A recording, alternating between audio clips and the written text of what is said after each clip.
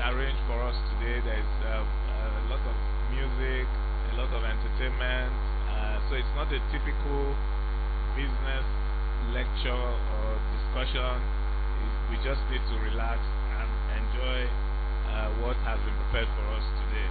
The firm owes a debt of gratitude to everyone that has honored our invitation to attend or to speak at this lecture in spite of their busy schedules.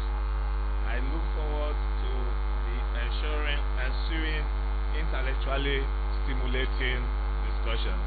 Thank you.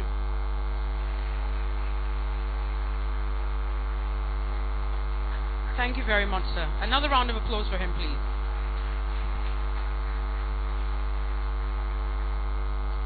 Now it's time for our chairman's opening remarks, and that will be given by Alhaji Garba Bello Kankarofa, who is representing the former governor of Cross River State, Mr. Donald Duke. Thank you, sir. Sorry, a point of correction. Let me teach you my name, lady. Okay, to pronounce it properly. Yes, my name is Garba. Garba. Bello is my father's name. Okay. Kankarofi. Kankarofi. It's like Surulere, like Musan, like all the areas in Kano City. Kankarofi. Kankarofi. Kankarofi. Yes. Did I pronounce it with a nice Hausa sounding accent? And believe me, the oldest settlement in Kano City. Okay, sir. So I'm not a bushman. Thank you. I know, sir. So, I apologize. It's my foreign accent. Too many years spent abroad. Well, I don't know. I used to be a government official, so by protocol, Senator Glenburo Bruce used to be my big brother. He has abandoned me when he went to Senate. He was very close to me in 1980s, the 1990s, to early 2000, and I was supposed to be his PA. He chose somebody else, so I got to tell you now, you now know. So you want me a PA when he becomes something again. I will not attend because I'm not Donald Duke. Basically, he's so handsome, but I'm older. And I'm sure I was like him when I was younger, except that Donald Duke used to be my governor. I love him a lot, and I don't know why they chose me to represent him today. But I knew him quite a long time ago. He's from Calabar, from Kano. But we have very similar history together. So maybe I'm not surprised that I'm representing him today. Okay, Ben. We'll talk about the check later. Thank you, sir. The senior partner, Punuka Chambers. I met another very famous gentleman today. We happen to sit close by, and his special guest, that's Prince Abimbola Olashore. And I was wondering why he has not been our Minister of Finance. One day I hope he be. Obi Asika, I had the privilege to listen to him a couple of times. Where you, a genius, I've always believed in you, and I hope you bring that expertise, that excitement that you always provided in the forum like this today, because these are luminaries, legal luminaries. We are the local, we are educated but not learned.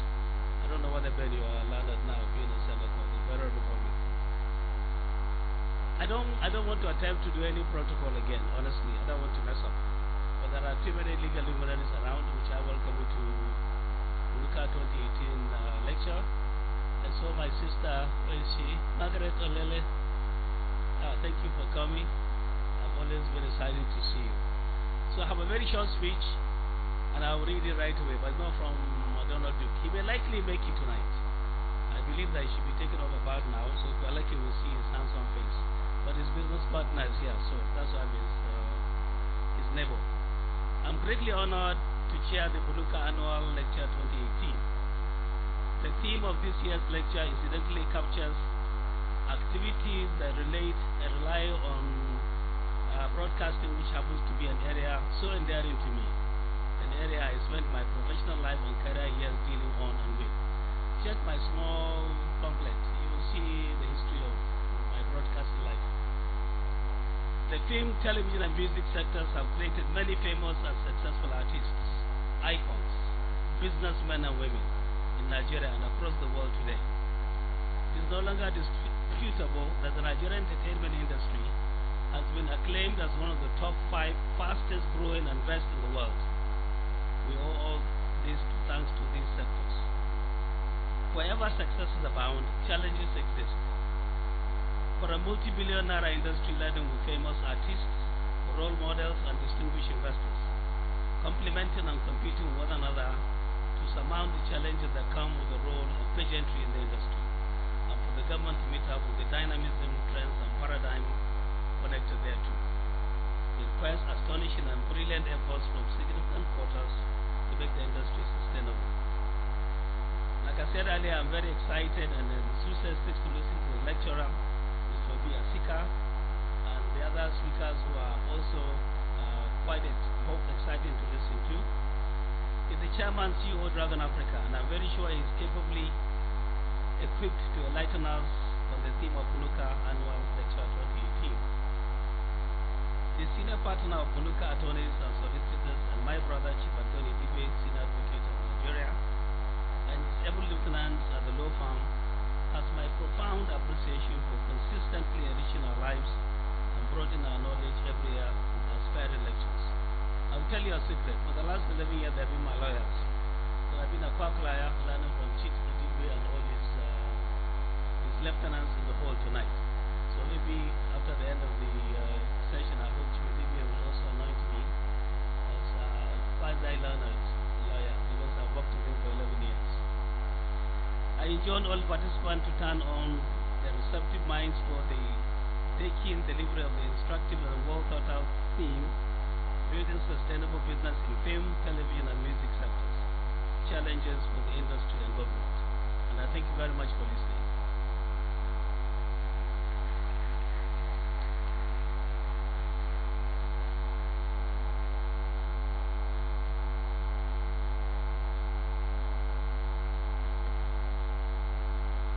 Thank you very much, sir. Please put your hands together again for Alhaji Garba Bello Kankarofi. I hope I pronounced it properly this time, sir.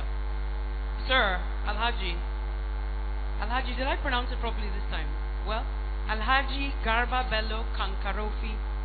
Wonderful. I will have to learn how to start speaking Hausa soon. Maybe I'll have to come and visit. Thank you very much, sir. Now it's time for our guest of honors keynote address. Prince Abimbola Olashore. Please put your hands together for him. I hope I pronounced that properly.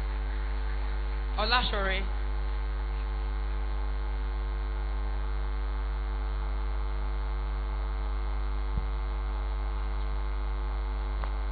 First of all, I must give thanks to Punuka Attorneys and Solicitors for your kind invitation, especially the senior partner, Chief Anthony Dibe, for inviting me to be called special guest of honor, and I keep on wondering what I'm doing in the company of lawyers and special guests of honor.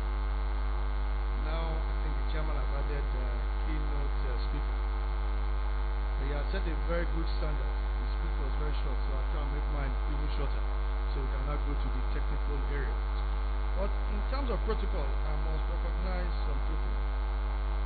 In the course of my career, there are some people that played a very active role, so I must first of all recognize the chairman of my chairman, Chief Philip Asudi, who is seated here and was the director of Ecobank. I must certainly also recognize my chairman, Dr. Sonikopo of Ecobank. And in particular, when you talk about entertainment, I was privileged to have gone to St. Gregory's College, where we met a band there called Ofege. And that was almost the nearest to the boy band. But clearly, my senior is here, Senator Murray Bruce, and we all grew up in Lagos attending all his shows. And I'll mention also an incident where our paths also crossed some years ago. In terms of entertainment industry, I guess the reason why I'm told to speak is probably from some of the things I try to do in entertainment in terms of financing. Unfortunately, my experience is not really the best I would like to document. The industry to me was one that was greatly unstructured. How do you finance an unstructured industry? And over the years, even when I was running the bank, I tried to make various attempts. Therefore, you will have conceptually made up your mind that you are going to finance a business. Then later you start looking for what? Documents on how to what? Package it so that it can pass through your credit committee. I had the fortune or misfortune of financing the first structured TV station. And I remember when I went to Alagbado to go and look at their communication, my bank had actually turned down the loan. He said, no, we are not going to finance it. Totally unstructured. Then I went down to Alagbado and I saw what the person was building there. And there I made a commitment that we were going to finance it, not knowing that I was going to land myself into trouble. I had to convince my board, and we did it because we thought it was time that we actually do support indigenous business. I finally got my principal back after a number of years litigation, shutting down the place, opening, but did not get any interest back. And I told myself I will not touch an unstructured business anymore. Lo and behold, a couple of years later, somebody also walked into my office, called itself HITV, and also had the fortune of also financing that. Again, we went into it thinking that yes, let us go and finance an indigenous business that should be able to compete with the multinational. And if the senator can remember, when we were all in London to try and convince the Football Association that they should give the football rights to HITV. We were all there and I was financing it. And we thought with that we should be able to build a business. I was again very lucky then that even though we financed it through EcoBank then, another bank turned up who thought we were doing something so fantastic and they paid us out and we got our money back, and it was the bank that ran into trouble. Now, I'm saying this because we are talking about building sustainable businesses. These businesses are still there, but the question is how sustainable will they be? So I'm not really the technical expert, but I'll give you my own thoughts on the way forward on this. The entertainment industry has gone a long way. Currently estimated about $4 billion and still growing in Nigeria. The growth has been phenomenal. And I think it was further reinforced when we had the rebased GDP. We actually now carved out a segment of the entertainment industry. Globally, it's almost a business that is maturing. In the developed world, annual spend per capita is about $500, and from less developed in our area, less than $50. It appears as if growth will certainly be in the developing environment. And Nigeria, with a 12.1 cumulative average growth rate, will be the world's fastest growth market over the next couple of years. So that tells you that we are in an environment that is indeed growing. But there are some major tipping points we should be very much aware of. And it's probably going to shape the structure of the industry. Internet advertising now generates more revenue than TV advertising globally. Internet video revenues will certainly overtake physical home video this year. In 2016, total digital recorded music revenue overtook physical and streamed music. Virtual reality video revenue will exceed interactive application and game revenues in 2011. And smartphone traffic will exceed fixed broadband traffic in 2020. That gives you the context in which this industry will come into. And for me in particular, it's also an industry we cannot ignore. And like I said, historically throughout my career, I've always felt it was an area that you look at. It was an area of immense growth. But more especially, I also got a rude awakening. I have a school where I'm chairman, Calabar International School. And we used to really pride ourselves that each time we run out our CV, we tell our students are in Harvard, they are in MIT. But we had somebody that came through our school, ended up reading law, and his name is Kolari Falana, Paul Fals. As of today now, the school is so proud to say he went to our school. He's probably our biggest ambassador. We don't talk about our scientists anymore. And what he has done, and his attitude and his contribution now tells us that is the way forward. It was almost like the footballers of 10 years ago, that when you go abroad, it was the footballers they mentioned. Now, you go abroad, they're talking about those in the entertainment industry. So that tells us that we must be able to put a structure around it. And we must be able to have businesses that can really survive. Breaking down the industry, there are various challenges. If I look at the film and entertainment industry, we have inadequate skills and human capital, poor technology and movie making equipment, You have copyright infringement, shortages of platforms for exploitation of content, inadequate power development and business planning. On the music side, that seems to be so popular that it's growing. You have challenges of distribution, piracy, ability of artists to earn from their work, proper legal structure, musical players sometimes in the industry, shortage of skills, and lack of production studios. On the TV side, broadband penetration is extremely low in Nigeria, limiting development in the internet video market. So what that tells you is that if you are going to build a sustainable business, there must be focus. The business must have a focus on the brands, anchored by active and higher value communication of fans who are united by shared passion. Therefore, you must be fan-centric. You must capitalize on emerging technologies that delight users. And you must deliver superior user experience and enhance productivity. Winning in today's entertainment and media environment combines making the right choices between what the consumers want and what technology can enable. Then you have to design the business model that will energize, amplify, and monetize these choices. To take advantage of these opportunities, you must know who your customers are, who your fans are. Focus on content and the experience. You must increase business agility and flexibility.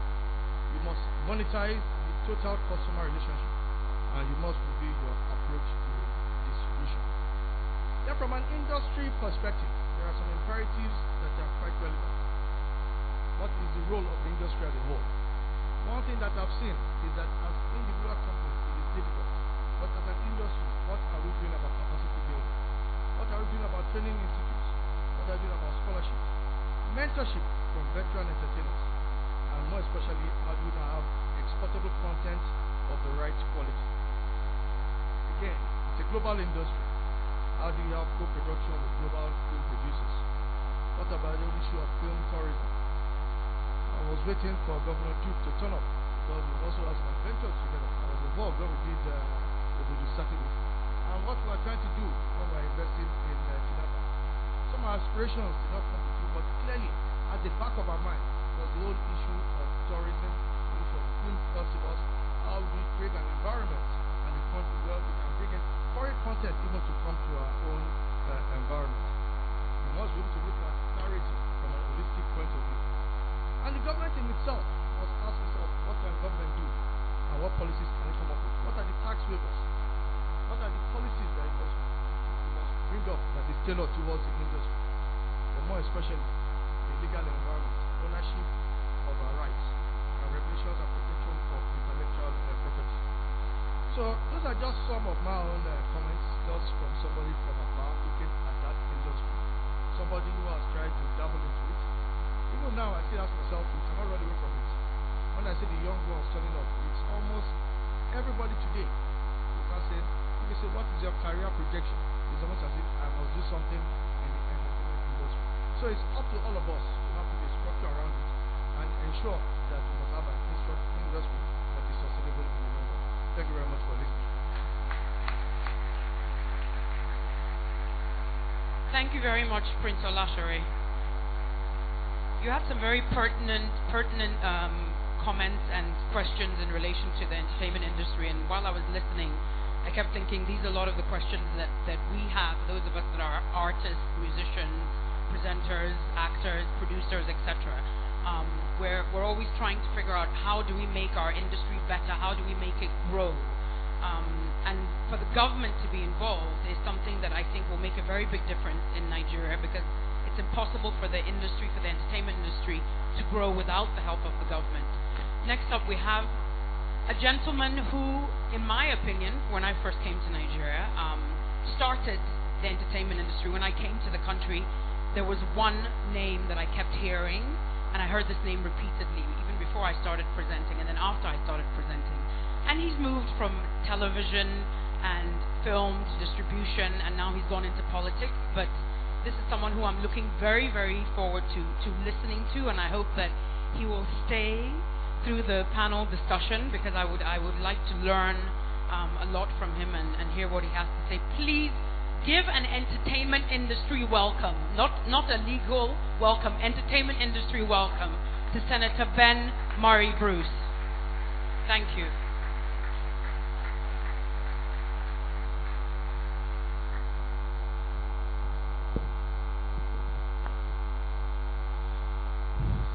you very much, Governor B,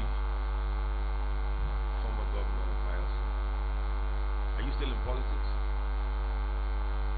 Are you coming back? Are you going to run?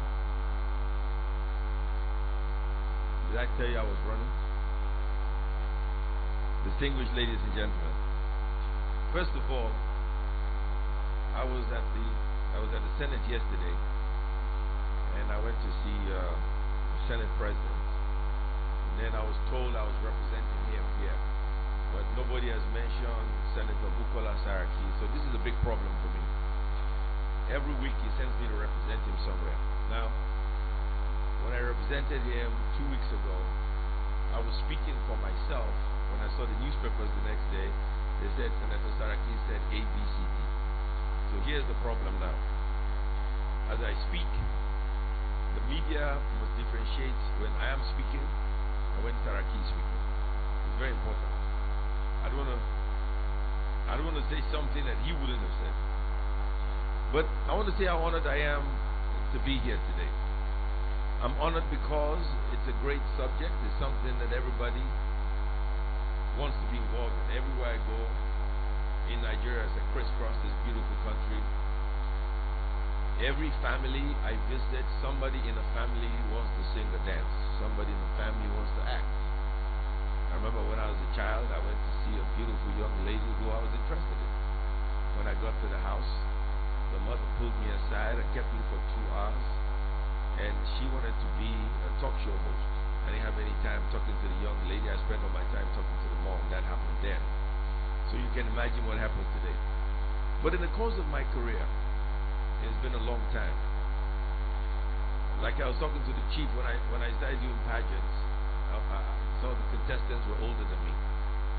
And it was difficult. When I became a concert promoter, I was in Los Angeles one day, and that was when I met Jesse Jackson. He was about to declare for president in 1984. And we just signed a deal with one of the artists, and after we signed, the guy said to me, it's nice to know you, Ben, but where's your daddy? I told him I was in charge of Silverbird. He said, no, I was too young. I started very young, and it was a big problem for me. My father didn't like it. It was tough. But what helped me was because I didn't smoke or drink. So that I was always focused on what I was doing. I don't take alcohol. I don't smoke. I've never been high in my life. So that helped. But I'm saying this for the kids who are here. For those of you who have children, you must educate them that they ought not to get into drugs because they want to sing and dance. When I listened to the guest speaker, he talked about the failures of two specific, and I'm going to ramble on, and 2 agencies, dark communication and high TV. The problem you have is that the industry is not structured. We agree it's not structured. But when you fail in entertainment, because it's such a loud industry, everybody hears about it. But if somebody imports rice and couldn't pay his bill, nobody cares. They just foreclose on him and life goes on. If you import cement, nobody hears of him. But if you sing or dance or you want to be on television and you have a problem, the whole world knows about you, even before social media. And so it is an exaggerated platform, and you have to understand and put it in context. You got to put it in context. What this industry has done has defied logic. No government could have predicted it. I was speaking at Harvard University the other day. No, it was MIT. And I was trying to explain to them the talent Nigerians have and who we are as a people. We are the most exciting race in the world except America. And I'll explain in a minute. If you look at an American, you look at a Nigerian, there's a lot of similarities. We are loud, we are brash, we are arrogant, we are conceited, we know what we want, and we're very aggressive. There's 2 races in the world. And these 2 countries produce the greatest athletes, the greatest entertainers in the world. The next superstar is not going to come from Botswana. It's not going to come from Zambia. It's not going to come from any other country in Africa except Nigeria. Maybe Ghana. Maybe South Africa. It is in your DNA. It is in your DNA. In North and South America, it's going to be an American. It's not Mexico or Nicaragua or Colombia. It's going to be the United States of America. And it's going to be Nigeria. Now, if these 2 nations have this in common, how come one is so developed and the other isn't? And it's very simple. In America, the industry is structured. And the reason I know is because my career began in Los Angeles in 1980. And when I came back here, I had a choice when I graduated from the University of Southern California. I mean, I met a guy and he said to me, he said, look, let's do a concert in America. I need $50,000. We'll do a Linda Ronstadt concert. And I said, $50,000 was 25,000 naira. And I said, yes, I could, but I want to go back home. I think my future is in Nigeria, not America. I mean, you guys have everything structured, but my future is here. But when I got here, there was only one radio station, FRCN, one TV station, NTA, 3 or 4 newspapers dominated by Daily Times. That's it. So one day I went to see the guys at Daily Times, and they said to me, listen, I don't care who you bring to perform in Nigeria. And let me tell you something else. If President Reagan was to come to Nigeria, we may decide not to cover him.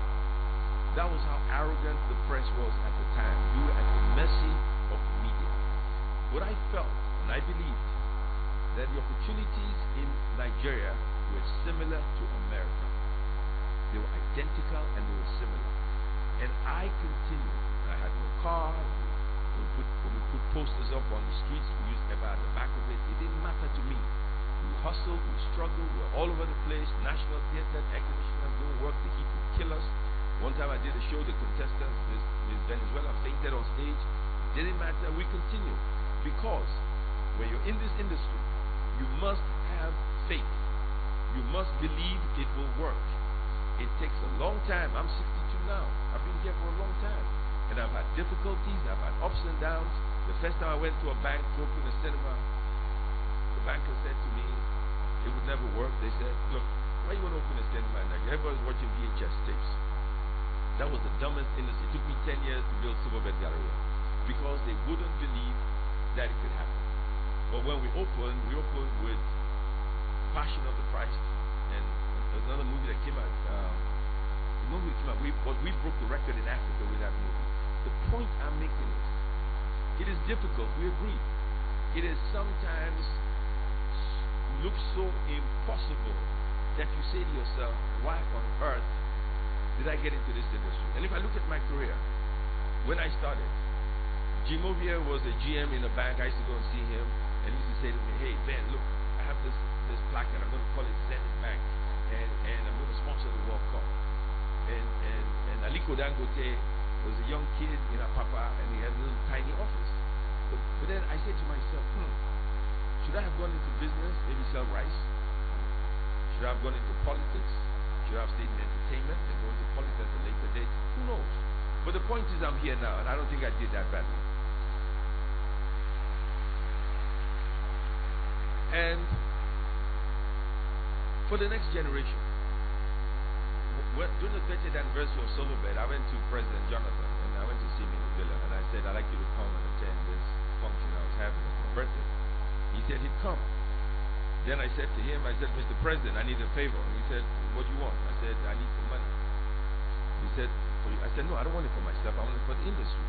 So he came to Lagos, and he gave us $200 million, and I think that accounted for a lot of the money you had at BOI and Nexim, and made it possible for kids to go in there and borrow money to make the quality of movies that you have today. Another thing happened. When we built the cinema, we got attacked by Nollywood. They said to us, well, look, you built this cinema now, you raised the standard, we can't show VHS tapes anymore, we got to go 35, we don't have the money. And I said to them, you have a choice. Improve your standard so you can show the movies at the theaters, or ask me to lower my standard so I can accommodate you. What do you choose? Grudgingly, they decided to increase their standard. Now, most of these guys are multimillionaires because they agreed to increase their standard. The industry is universal across the world.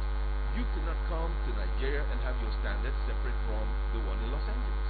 It is the same across the world. So what's good for you is good for the Ghanaian, good for the South African, good for the Americans, and good for the Chinese. But the difference is, Nigerians will dominate the world. It is a fact. It is in your DNA. There's nothing, I don't care if you like it, you don't like it, you disagree with me, Nigeria will dominate the world. You will dominate fashion. When Agbani won, everybody said, so you have beautiful girls in Nigeria. I said, we've always had beautiful girls in Nigeria. We never had the platform. When J.J. Okocha or Kanu Akwo won the World Cup, I said, we always had talent. We just never had the exposure. So I'll tell you a little story. A lot of people don't know this. How many people know who Dick Tiger is? Okay. 7 people. Dick Tiger was the first black man to be middleweight and light heavyweight champion of the world. And he was in Nigeria. And what happened was in the 50s, we were colonized by the British. The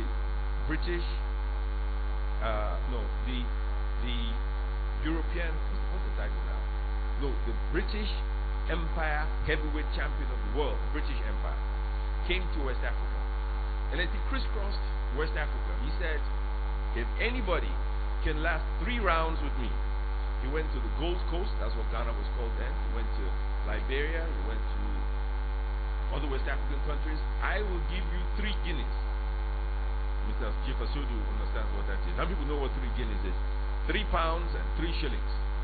He said, if you last 3 rounds with me, I will give you 3 guineas. He went to the Gold Coast. The Ghanaians came up, knocked them out. Went to Sierra Leone, knocked them out. Liberia, knocked them out. Then he came to Lagos. And everybody was waiting. He said, 3 rounds, 3 guineas. And this kid got into the ring, shadow box for the first round. In the second round, this Nigerian knocked out the world champion. Knocked him out. And he said, who are you? He said, his name is Dick. He said, we're going to change your name. You're going to be called Dick Tiger. He went on to America, became world champion. In 1966, yes, it was in Nigeria. 1966 or 67, he just won the light heavyweight title of the world. I used to listen to 2 radio stations then.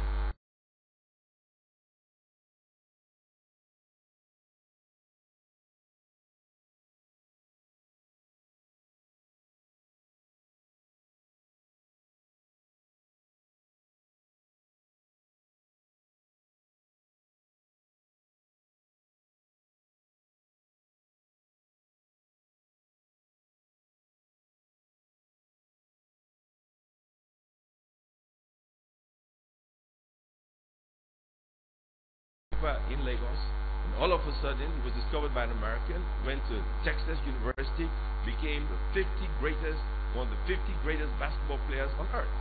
He was interviewed on TV and he said, now you're in America, tell me the greatest experience you have since you left Nigeria. And he spoke with, he was trying to move from Yoruba to English. He said, the biggest experience for me is now I can wear size 17 shoes. In Nigeria, I wore size 13 shoes. Imagine what he went through. So basketball was held back because we didn't have shoes for athletes. Music was held back because you didn't have record companies. Movies was held back because you didn't have studios. And all of this was held back because the government didn't pay attention to an industry that has dominated the entire world. And this is what we must change. So what is the difference? The bottom line now is the government must participate in this industry. The government must actively provide grants you don't pay back. You should go to the ghetto and say, all you kids, say, what do you want to do? I will give you ₦1 million grant. Go do something for yourself. If it works, fine. If it doesn't work, forget it. It's a grant. After all, we waste so much money on irrelevancies in our economy. I see the budget every year. You don't want to see that budget. They said it's grace. With what happens, we waste so much money. The kids in Nigeria need a break. Not everybody can go to Harvard or Yale or even St. Gregory's College across the street. Not everybody has that talent. But everybody has a gift from God. When God created the world, He did not make the Chinese or the Americans or the Japanese more intelligent than the Nigerians. The environment makes it possible for you to be successful. A Nigerian born here may be successful. If that Nigerian was born in Los Angeles, had access to Hollywood, the child will be successful. If we change the environment we find ourselves in, Nigerians will be successful.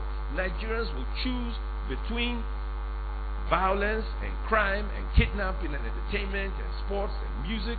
If I put the light on a child, that child will most likely want to be successful than committing a crime. Nobody is born stupid. But the government must realize the way we conduct ourselves, there's a great disparity between those that have and those that have not, those that lead and those that vote. If we put that connection together, we could be a great country. And we ought to be a great country. And let me say this as I leave you now. When government changes, I guarantee you that will change. And a lot of money will be pumped into this industry. Thank you and God bless you all.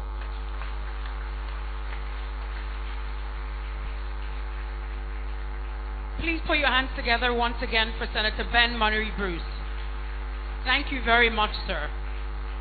I know I learned a lot from that. I was very inspired by that. And we're going to move on to our panelists. But before we do so, there are several people that I need to recognize the presence of. Professor Oni Idibe, Chief Senna Anthony, Dr. Sonny Kuku, founder of Echo Hospital PLC, Mr. Mike Igbokwe-san, Dr. Stella Oyedepo, representing the Honorable Minister of Culture and Tourism. You're welcome. Oh, can we please have entertainment industry clapping? Please. Thank you. It is not difficult. You just pretend like you're in church and you're clapping. And they're saying, do you want God to bless you? Then you clap some more. Okay. Mr. Jimo Lasisi-san, Mr. Olatunde Busami-san, you're welcome. Chief Dom Eze, Dr. and Mrs. Jua, former Executive Chairman, Nigerian Communication Commission.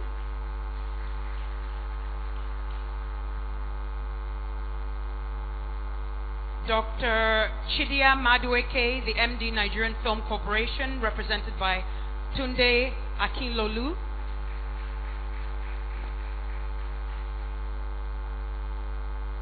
Sheila Ezueko, I hope I pronounced that properly, Ezeuko,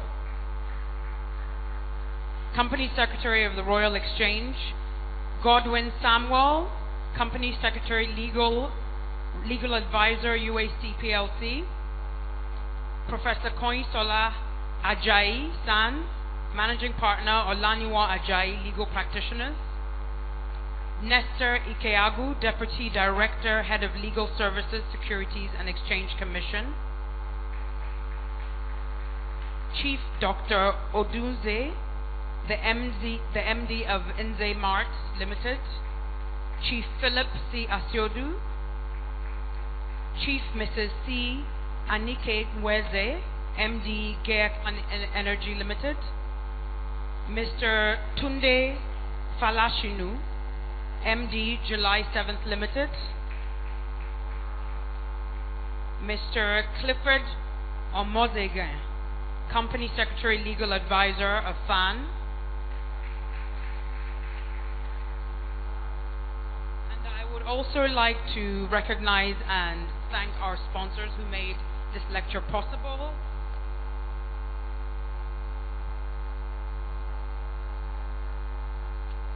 They are Allied Air Limited, Royal Exchange PLC, Techno Telecoms Limited, Verif Content Services. Thank you very much. Now let's move on to I think what I would call the juicy part, the interesting part of today, where we'll be learning a lot from our moderators and our panelists. Our first speaker this evening was actually my very first boss when I came to Nigeria. On holiday, strangely enough, and I had no experience whatsoever. And this man, amongst some other people, heard my voice, thought, okay, she has an interesting voice. And I went for an audition, which was in 2006 when I was here on holiday for Big Brother Nigeria.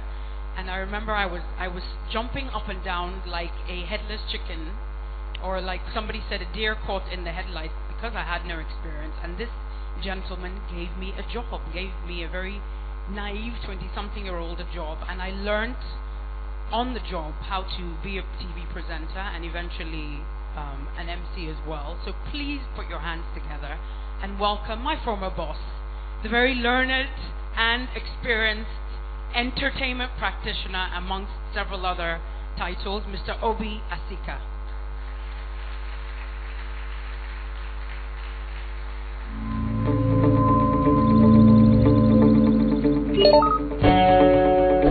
Obi Asika is a media mogul, an African icon, celebrated internationally for his...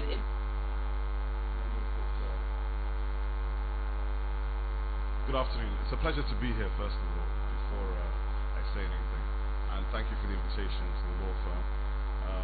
When I heard the speakers earlier, before I do it, all protocols observed, there's some very senior citizens here who I should be paying respect to. I start off with my late father's friend, Isioma Chief Philip Asiodu, that's family, so I have to say that. And Dr. Kuku, of course. Senator Ben Murray Bruce has been the leader of this industry since pretty much I came back. And I'd like to thank Bimbo because he pretty much gave my presentation. I don't know. Okay. Yeah. It's always good to discuss this industry. Bimbo said something that had me reacting, which was about, and the senator also spoke about this, and this was about structure, you know. And a lot of times I find that the bankers will sit down and talk about structure from day to night, and they talk about structure to the people in the industry. At the same time, you'll also hear a lot of people talking about the big numbers that we hear from the PwCs and everybody else in terms of the aggregate numbers that this industry is generating. But if you talk to many of us who actually operate day to day, these numbers still seem sort of mysterious even to us. So these are the things we need to unbundle in this place. I'm not going to say everything that's on the screens, but the screens will enable you to say what I'm thinking about. I think it's very important to know where the opportunity lies, first of all, across the film, television, and music industries. And when people talk about this sector in Nigeria, we have a situation where people have spent years focusing on celebrities and talent and not actually on the issues that build these industries. And I think that's one of the things that I wanted to talk about today, because I think that it is actually the legal service, the legal profession and the financial services sector are probably going to be the two most important sectors to unlock the wider entertainment industry. This is just to give you an example. For those of you who are not maybe operating in the sector, this just gives you an overview of what the sector, sort of broken down, what it looks like, right? So film, broadcast, music, content, IP, anything to do with intellectual property, things that you produce from your mind, ideation, which will also come to the marketing, communication industries, advertising, newspapers, publishing. All of these industries are actually affected by the lack of distribution in Nigeria. Distribution and piracy affects not just music and film, they affect, with counterfeit production, they affect probably 500 to 600 subsectors of this economy. So until you deal with a wider issue there, you can't really be asking. Bimbo was talking about financing a film, for example.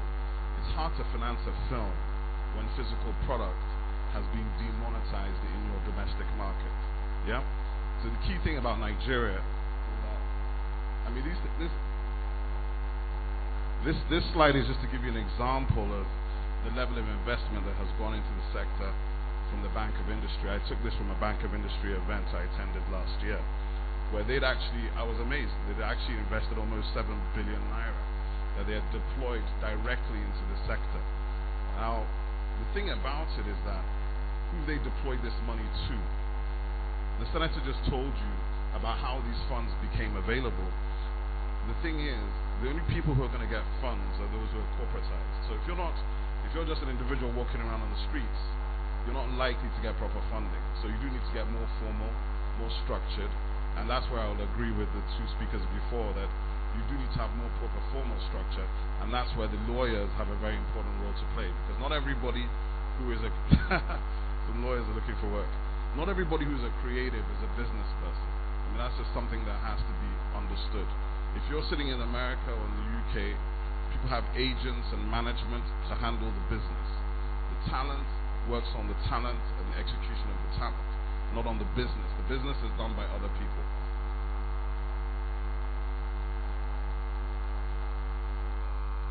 I mean, these are just some elements that when you talk about the creative economy, yeah, this just gives you an overview of some of the critical elements of the creative economy and some of the things that are not happening as well. The second to last thing on this slide is merchandising and products. Now, the reason why I put that there is that when we look at Nigeria, I mean, if to give you an example, everybody here knows Wizkid, everybody knows Davido, everybody knows all the popular Nigerian celebrities, but nobody owns any product from any of them because there is none. So we release films, music, movies with no products, no merchandise, yet all our children buy Ben 10, Spider-Man, Batman, because we haven't yet understood that the monetization of these industries is based on product and commodity. So until you commoditize the entertainment industry, you can't get to the real money. And until you enable Nigerians to own products, and those who create the product can actually earn money from what they generated, you can't deliver. So retail is key, and product is absolutely key. In terms of music and music touring, I'll come to that in a second. I mean, Bimbo, you were talking about the challenges. I think we pretty much agree on what the key challenges are. In terms of lack of distribution and lack of monetization options, if you were sitting in America, or if you're sitting in the UK, you wouldn't understand because you take it for granted. But every single time you hear music, it's being paid for. Every single time somebody is performing, that venue is licensed for that performance. Every time you watch a film, anytime you rented something, because the ecosystem is already regulated. Now, we have a strong ecosystem in terms of regulation, but we have very poor enforcement, and very poor protection for rights owners, which means that if you really understand the value of rights, then you'll understand that companies like Apple, Samsung, all of these companies are created from the idea, from the intellectual property. They're not created from anything beyond the idea of the human being and how they apply that idea. So that comes back to law and the rights and protection.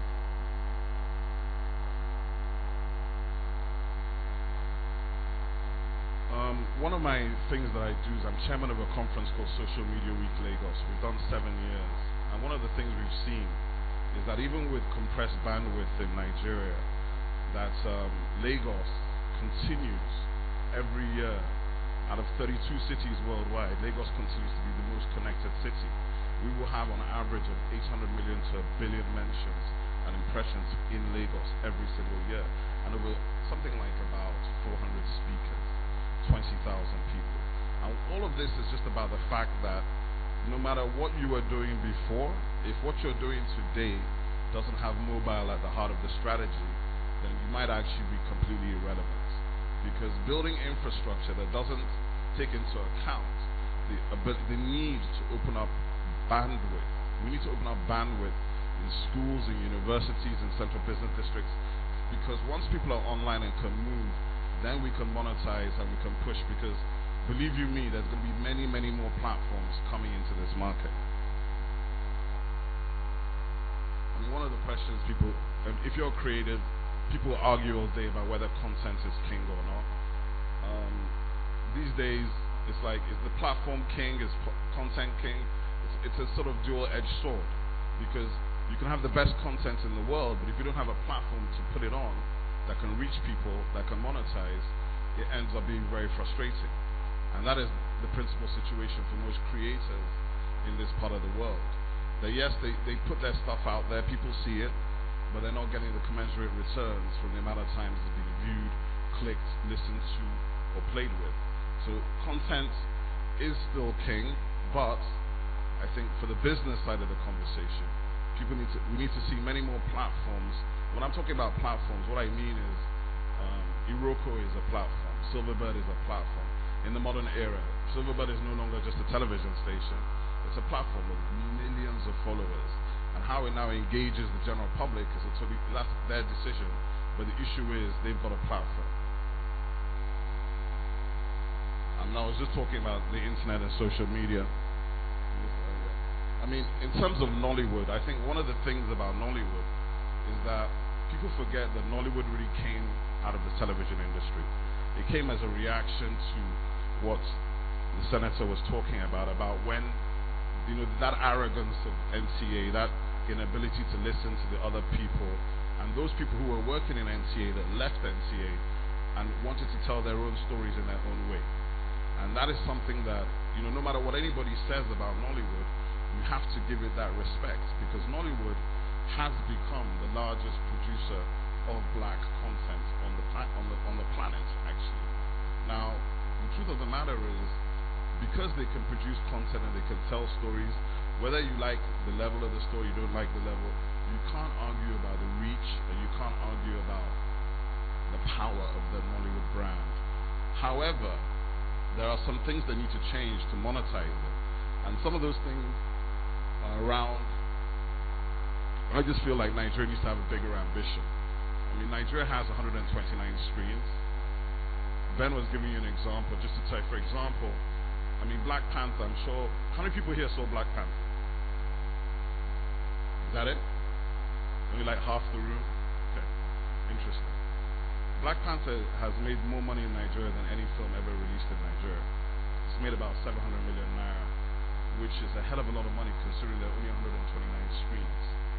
If you look at the per screen average per head, you'll find that Nigeria, for example, the IMAX in Lekki or the Palms is always in the top 3 locations in the world for per screen per head, which means that Nigerians clearly love cinema, clearly want to go and see films, and clearly we need many more cinemas. Now, we have 129 screens, which is maybe about 35 cinemas. China built 8,000 cinemas a year in the last 7 years. I mean, I don't believe we have the resources to build at that level, but we have to have an ambition. Prior to technology changing and Dolby, some of us are a bit older, remember Dolby technology. It might amaze you to know that prior to 1980, Nigeria actually had 12,000 cinemas.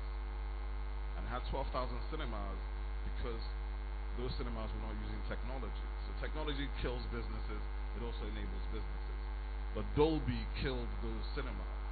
Now today, to build another 12,000 that have the right technology for what you call DCP, to be able to show a Hollywood film or to see like Silverbird, I don't think we need to have 5,000 Silverbird gallerias, but we can have community cinemas, we can have different levels of strata, because we have to feed this society and this economy. There's not nearly enough outlets for the size of the country.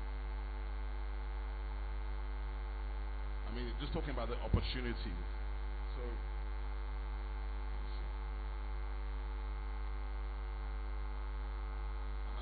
there's opportunity. There's huge opportunities for build out of physical infrastructure in terms of cinemas, venues as well, arenas. We really don't have venues in Nigeria, and that means that it's one of the reasons why you don't have a touring industry. But you do have, I'll come back to that later, but you do have perhaps close to 400 universities and colleges and about 40 stadiums. So you can begin to look at building an ecosystem for live touring. I mean, it will shock you to think about this fact that everybody knows that P Square broke up last year, or well, maybe they'll come back. But P Square never toured Nigeria. I mean, I just want to leave that on the table for you to think about what that means. They never toured Nigeria. If they had toured Nigeria, they could probably do 40 shows a year, every year for the last decade. And they probably left 5-6 billion naira on the table because they were not able to tour this country. So what we're talking about is we're not enabling ourselves to monetize our own environment. And a lot of it is not rocket science. It's simply about enabling our existing assets. In terms of opportunities, television is still the biggest segment in the Nigerian entertainment industry. And television advertising is probably close to about $1 billion now per annum. So when we look for the numbers, TV first. But unfortunately, in Nigeria, Nigerian television doesn't tend to commission a lot of content. So what you see happening is that Nigerian television, except 3 or 4 players, has not been actually commissioning a lot of the content. So the Nollywood producers, who are independent producers, do not have a studio system to back them to enable them to produce. Now, because of this and the economies of scale, the Nollywood people are still locked out of the wider system that is growing. And this is why you see a lot of friction, a lot of fragmentation.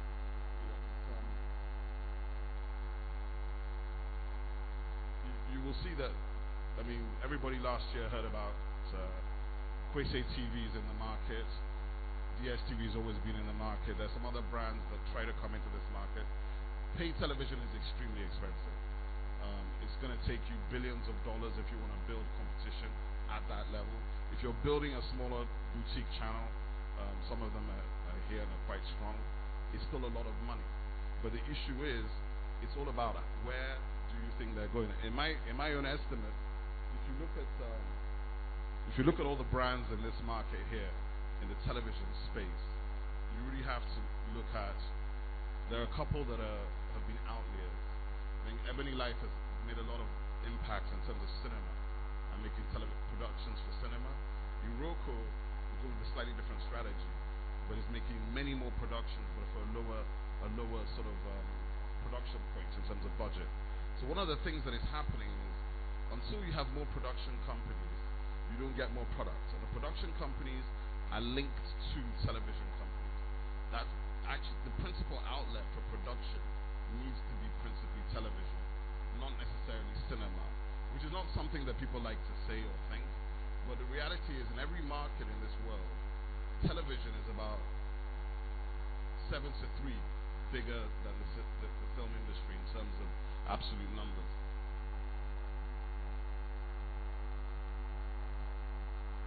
I mean, in terms of music, some of these things I'm kind of repeating myself, but the sector opportunities across the platforms remain the same. They're business opportunities. A lot of it is to do with unpicking how you reach the people. And I keep saying mobile because in terms of distribution in Nigeria, we really don't have physical distribution at a national scale for any of these industries. However, we do have 150, 120 mobile devices, maybe 70 million that are smartphones, which means that you can actually do stuff. I mean, these are the keys to change in the real sense. That corporatization of Nollywood will be driven over the next 5 years. And inside entertainment industry, every single player in that sector, from the individual talents to the small companies, all of them are going to have to work with legal, audit, marketing and professional advisors to build the future, because the reality is there was nothing for them to build on. It's not as if somebody woke up and created these things. Ben created Silverbird. Many other people had to create these brands, and that's what you're going to see happen for the future. I mean, Nollywood funding, like I said, originally Calabar was the source of funding. Then it moved to the sort of the star version, where you back it because of the star. Now it's at a phase where the development banks are backing it. The retail banks are still not really in the game. They're not there. They're putting their risk. They're not putting their risk in there because they can't get past credit committee. But the truth of the matter is, I think, is that it's all about building out distribution. When you see bigger distribution and you see a closed pipe of value that you can see your money, then they will back it. I mean, these are some of the ancillary areas of revenue for Nollywood producers that they need to be thinking about. If you're a producer and you make content, you need to be thinking about this, because there's no one way to make money, and that's the reality. If you ever meet producers in any part of the world, anywhere, any point in time, they're always complaining about being broke. I don't care how famous he is, I don't care how big he is, or whether he made $1 billion on his last film, he's going to tell you, I have no money, we're looking for money, because that's the nature of this industry. With that, I think I'm actually done. Thank you very much. Thank you very much, Mr. Obi Asika. Please put your hands together again for him. Thank you very much. That was very, very educational. Before we move on to our next speaker, I'd like to thank another group of people who are here with us this afternoon. Mr. Ben Uche Odunze, the MD of EUC Homes Limited.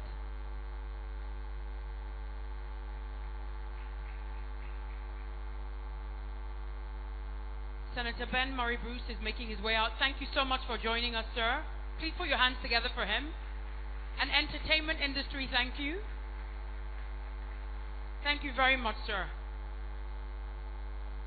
A representative of the National Film Corporation, Mr. Dele Adeshina San, Professor Ernest Ojukwu San, Ayotunde Akintunde San, Colonel Paul Obi, and Mr. Silva Ogwemo. I hope I pronounced that properly. Mr. Silva Ogwemo San. Thank you very much. Now our next speaker is Dr. Ese Stephen Owe. Please put your hands together for him.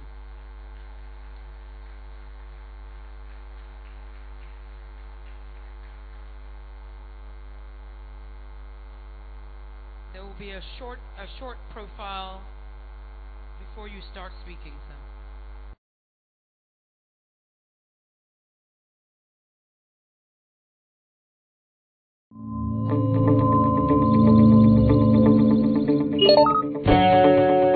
Ese Stephen Owie is a multidisciplinary legal scholar with a doctorate degree in international law from the University of Oxford and a number of other degrees and certificates from prestigious institutions like the University of Hull, Harvard University, University of Greifswald, Germany, to mention a few. Between 2009 and 2011, he served as special advisor to the governor of Edo State, after which he was appointed the executive chairman of the Edo State Board of Internal Revenue, where he grew monthly revenue from 250 million to 1.8 billion naira monthly within 18 months. Please give a round of applause as we welcome our guest speaker, Ese Stephen Owie.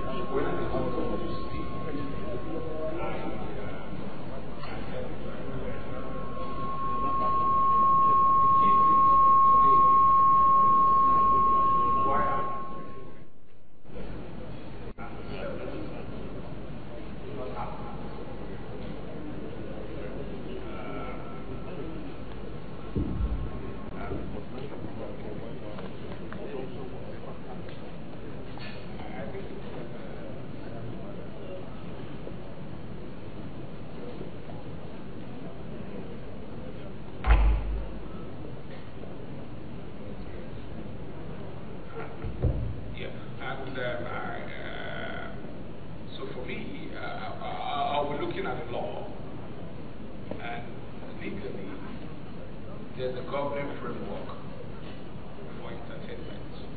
Entertainment belongs to the audiovisual services sector, and globally, there's a framework for audiovisuals. Unfortunately, since the Bruce is gone, there's a reason why cinemas haven't made money in the last 20 years.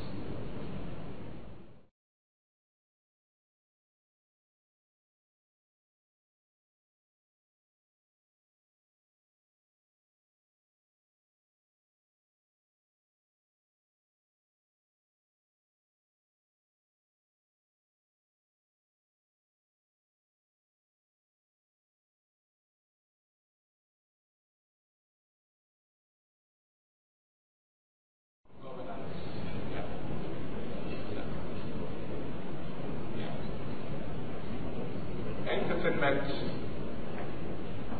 as a service is actually a service.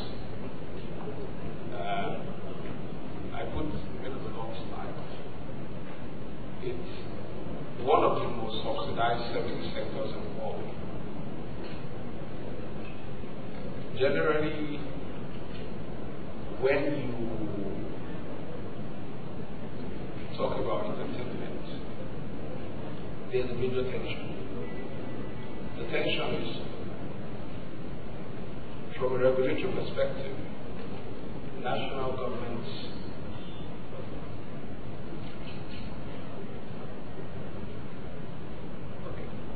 from a governance perspective, what we typically find is that most national governments regulate entertainment from a cultural perspective.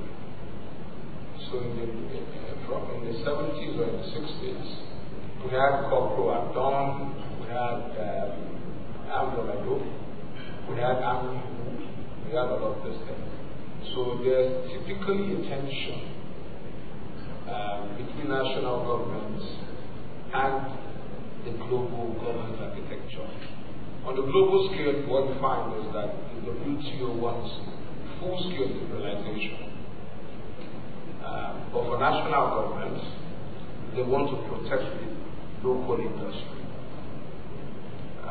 So when that happens, what we then find really is that most national governments are then stuck between, do we promote liberalization or do we promote protectionism? For us as a country, what I think is that we are growing. We're growing.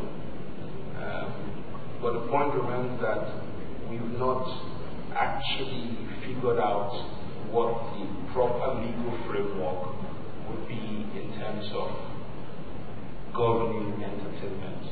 So like I told Obi earlier, I said, Obi, I will look at the law and see what currently holds. At the level of WTO, what most WTO countries want is to say, let us liberalize. Let's get cross-border services. Let's get people to do movies in different countries and all of that. But the point there remains, how do you... Sorry.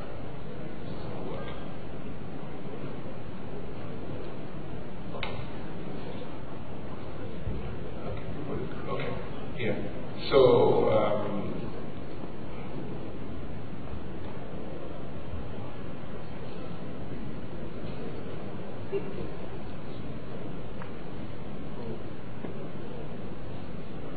but I will just quickly go to a couple of the latest slides, which I think is our major issue here today in terms of the topic and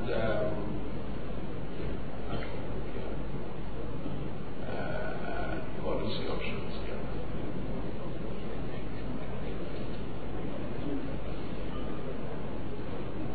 Right. Yes, this is it. And people have spoken. I think the major issue we have in terms of entertainment is the issue of state support. And Senator Bruce mentioned something that would give 200 million to Nollywood. It made no impact. And the reason is we not focused on the rules. We must support the industry in a structured manner. Unfortunately, with all due respect, we've not been able to. We are a country, we have all rules. We don't like rules. And in terms of policy options going forward, one of the things I think we should do is to have a structure that can support the industry on a legal perspective. And a key thing which has been done in the EU is EU typically they don't allow subsidies. What they tell you is that subsidies distort trade, because when you subsidize, you distort trade in a different market. So what they've done in the EU is to have a set of rules that apply to state aid. I've skipped maybe 20 slides of mine, but from what people have said is that we have an industry that is growing. We haven't sat back to actually structure how to support the industry. Beyond the numbers, if you check between Hollywood and Toronto and Keynes, governments are spending serious money supporting the industry, but they are spending the money in a structured manner. As we speak today, we produce movies in Onitsha, in Asaba, in Benin. Who are the producers? They are businessmen who have money from the markets, with all due respect.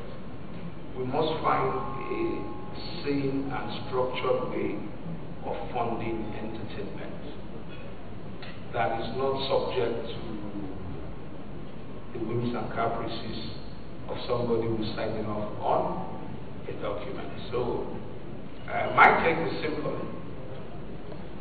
What they've done in the EU is to structure services subsidies in a way that says how do you achieve national policy objectives. For entertainment, entertainment is linked to culture. So if you noticed, most of our movies before Hollywood started from home.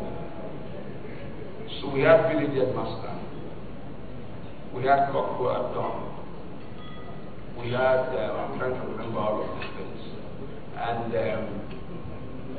for the most part, when countries do not want to liberalize services in audiovisuals, they hold on to the cultural fund to say, this is part of our culture, we can let people come in.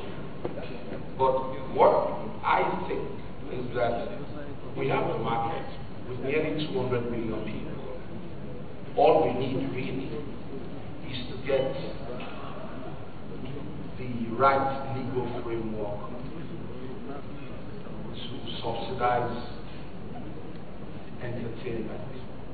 So I've produced part of the law of the EU, which says, Article C says, aid to facilitate the development of certain economic activities or certain economic areas where such aid does not adversely affect trading conditions to an extent contrary to common interest. Aid to promote culture, heritage, conservation, where such aid does not affect trading conditions and competition in the community. What the EU has done really is to say they are competing with the United States. And when a movie goes out in Hollywood, they meet in Brussels and decide how do we ensure that our own movies don't go under. Just last week, I had been to the cinema in nearly 15 years, went to see Avengers. And Avengers did in North America, I was telling Obi, nearly 1 million in that weekend. I couldn't get seats in Toronto. I couldn't get IMAX or whatever. But there's a clear pattern of state support, which I think is key for us in Nigeria. We must tell ourselves the truth that the current state support structure is not working. Jonathan did $200 million, nothing to show. It will change. We've kept throwing good money to bad problems. So over the last how many years, we've got EOI, we have Nexing, we have all of these guys. There is actually no structure to support the entertainment industry. That is why the cinema business in this country will not work. So when I was called to speak, I came here with a clear mind. I said, we must tell people the real issue. The real issue is, how do we do state support? How do we ensure that whatever support we are giving to the industry gets to them? I know we are running late. I don't know if you're on the place. I'm just trying to get. Yeah, okay. Yeah. I'm getting there. Yeah, going forward. First is state support. The two most subsidized services sectors in the world, strangely, shipping and audio visuals. And why is that? For audio visuals,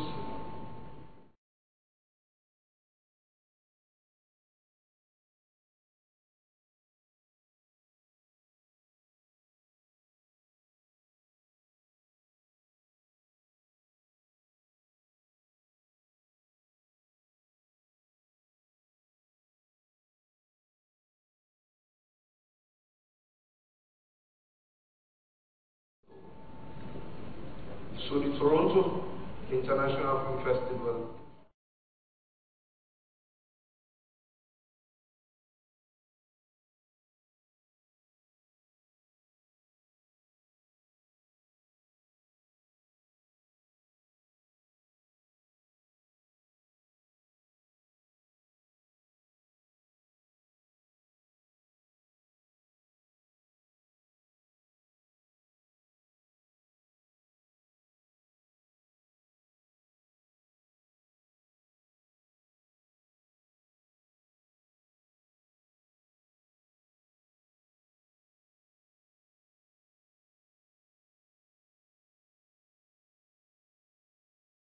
approach. We must have a system that would say, if you are doing 50 movies per annum with 10 members of crew, you are entitled to X, Y,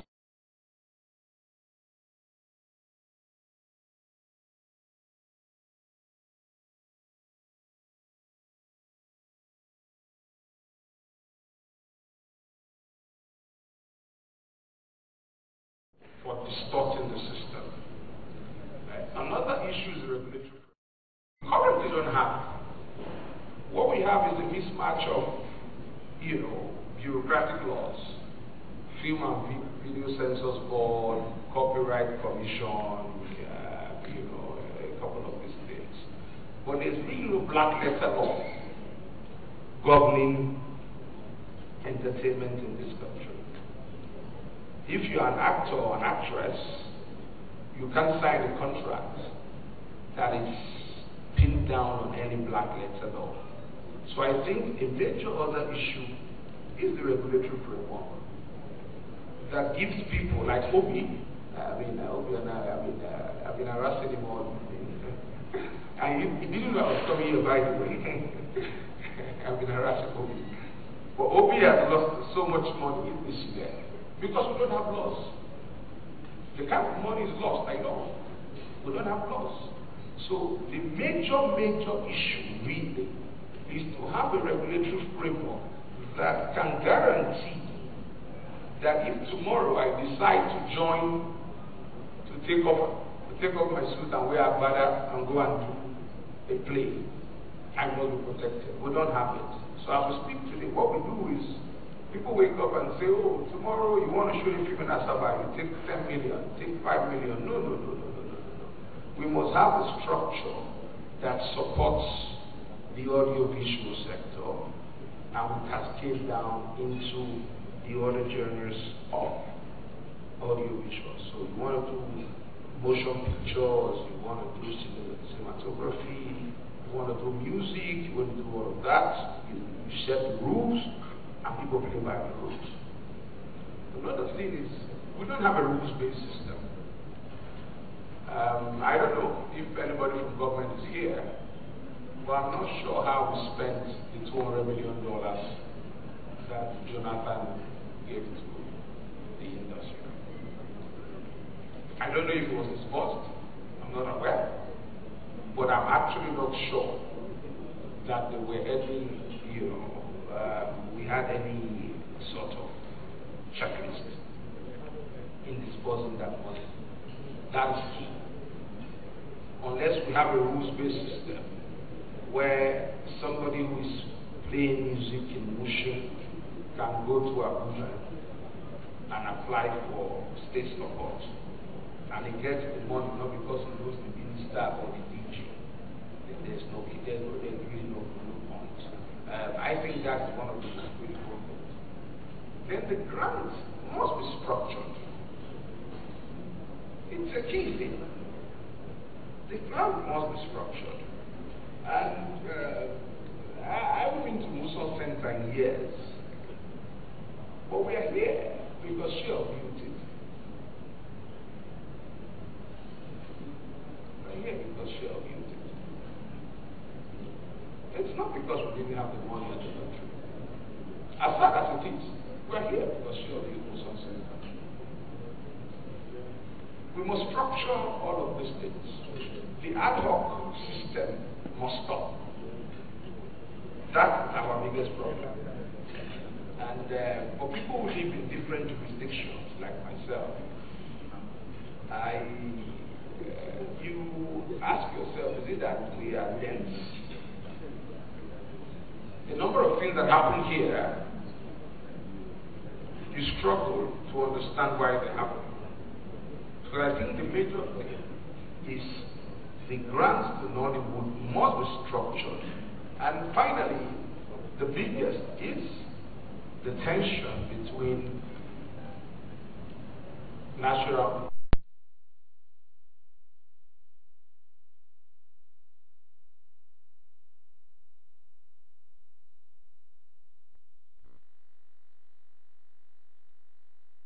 I tell people, you land in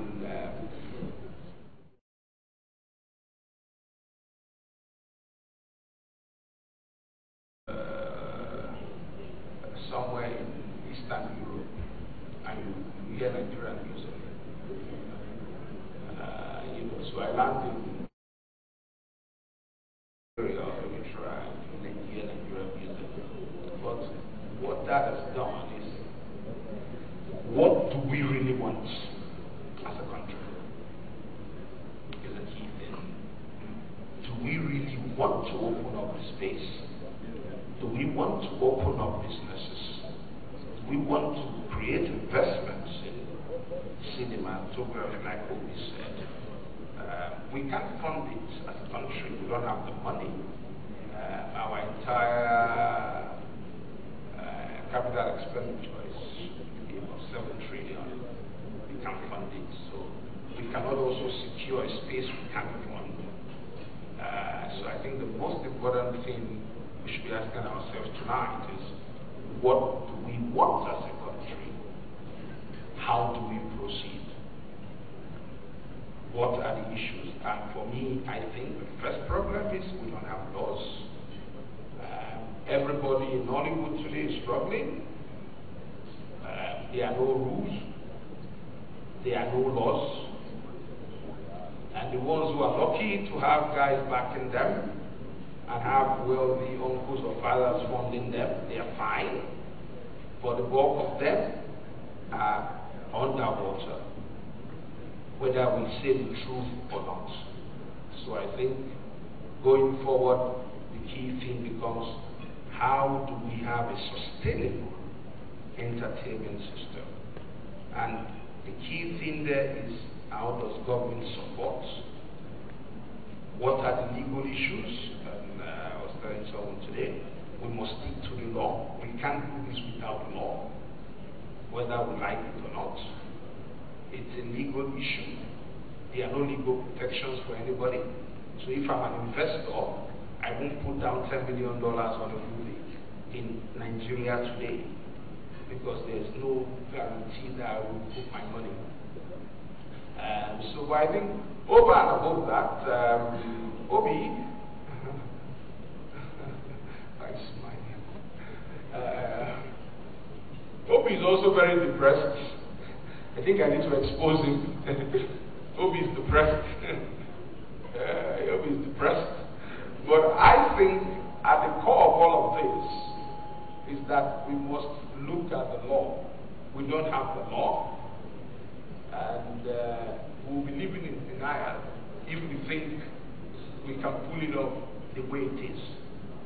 The only thing we can do at this point, I'm going to share this, I'll give to them, is for us to go through all of the steps and ensure that we have a predictable legal framework that will provide the institutional landscape for us to promote entertainment. And we have the numbers, we have the crowd, we have everything. The only thing we don't have is the political will to do the right thing. And I think at the end of this, I'm hoping we can actually come up with a framework that would give us a bit of a clear idea as to what we should do. So thank you very much for the presentation.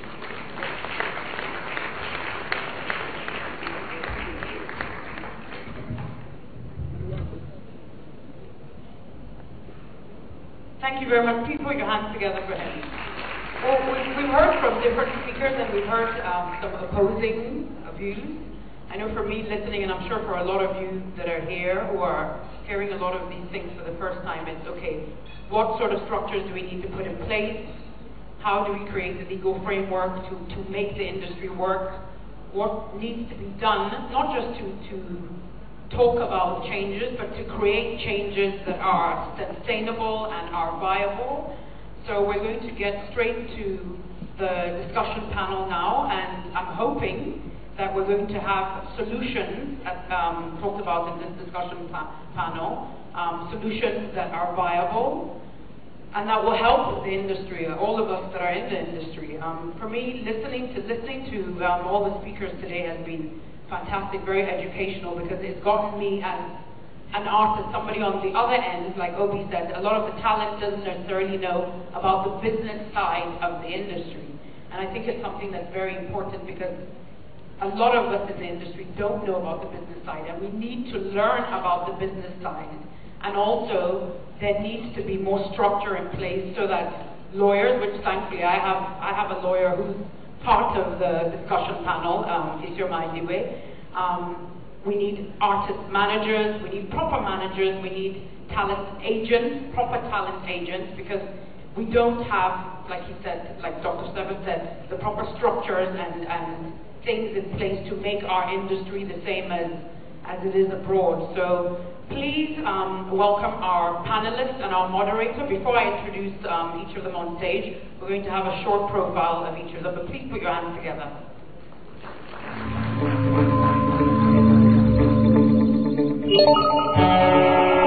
Michael Dale Williams is an author, blogger, and international marketing consultant.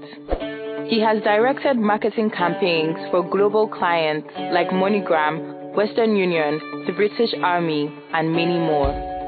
Mr. Williams has occupied numerous important positions within the Nigerian public and private sector, including Managing Director of Cross River State Tourism Bureau and his current position as the Head of Marketing and Media Sales for Ebony Life TV. Some of Michael Williams' numerous achievements include writing an Amazon #1 best-selling book, running a successful blog with readers in over 77 countries, and directing the first Africa-wide marketing campaign for Cross River. With a round of applause, welcome the moderator, Michael Dale Williams.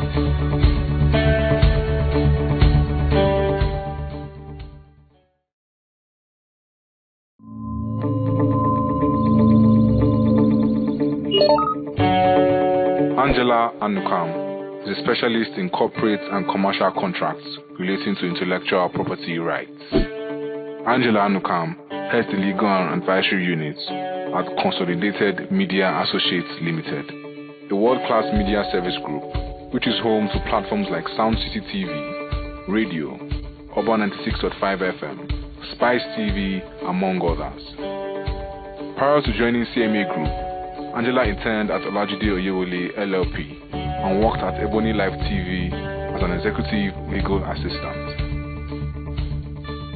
Please put your hands together as we welcome Punuka annual lecture discussants, Angela Anukam.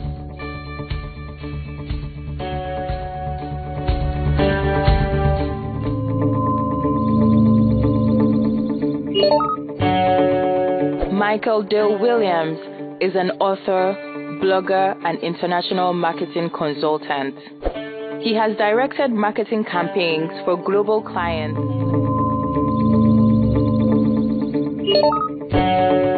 Isioma Idigbe holds a bachelor's degree in law from the University of Kent and a certificate in entertainment law from the Osgood Hall Law School at the York University, Toronto.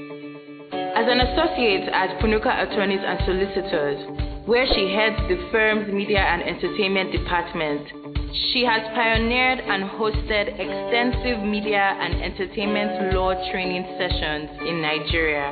She recently set up the company Verif Content Services Limited, which conducts due diligence checks for companies that deal with intellectual property with a view to managing the risk of infringement. Please put your hands together as we welcome Isioma Idigbe.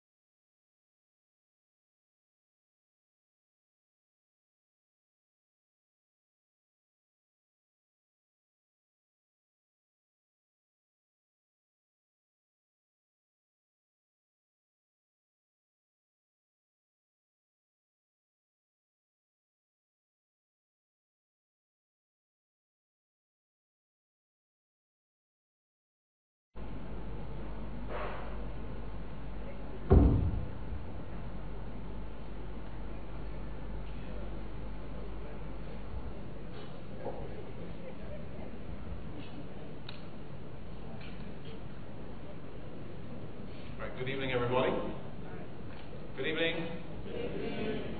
Great. Thank you all for being here and for being so far patient. I hope that the speakers have stimulated a little bit of your thoughts around this subject. We're going to be exploring the subject today, and as you listen, please, if you have any questions as people are speaking, just write them down because we'll be taking them as we go along. So let me just throw this out to the panel, because as we're sitting at our table, there's something that kept coming up, and I wasn't so sure about it. This idea that around entertainment in this industry, that there are no laws, there are no structures. Is that actually true? Well, actually, I can hear you as well. All right. So, hello everyone.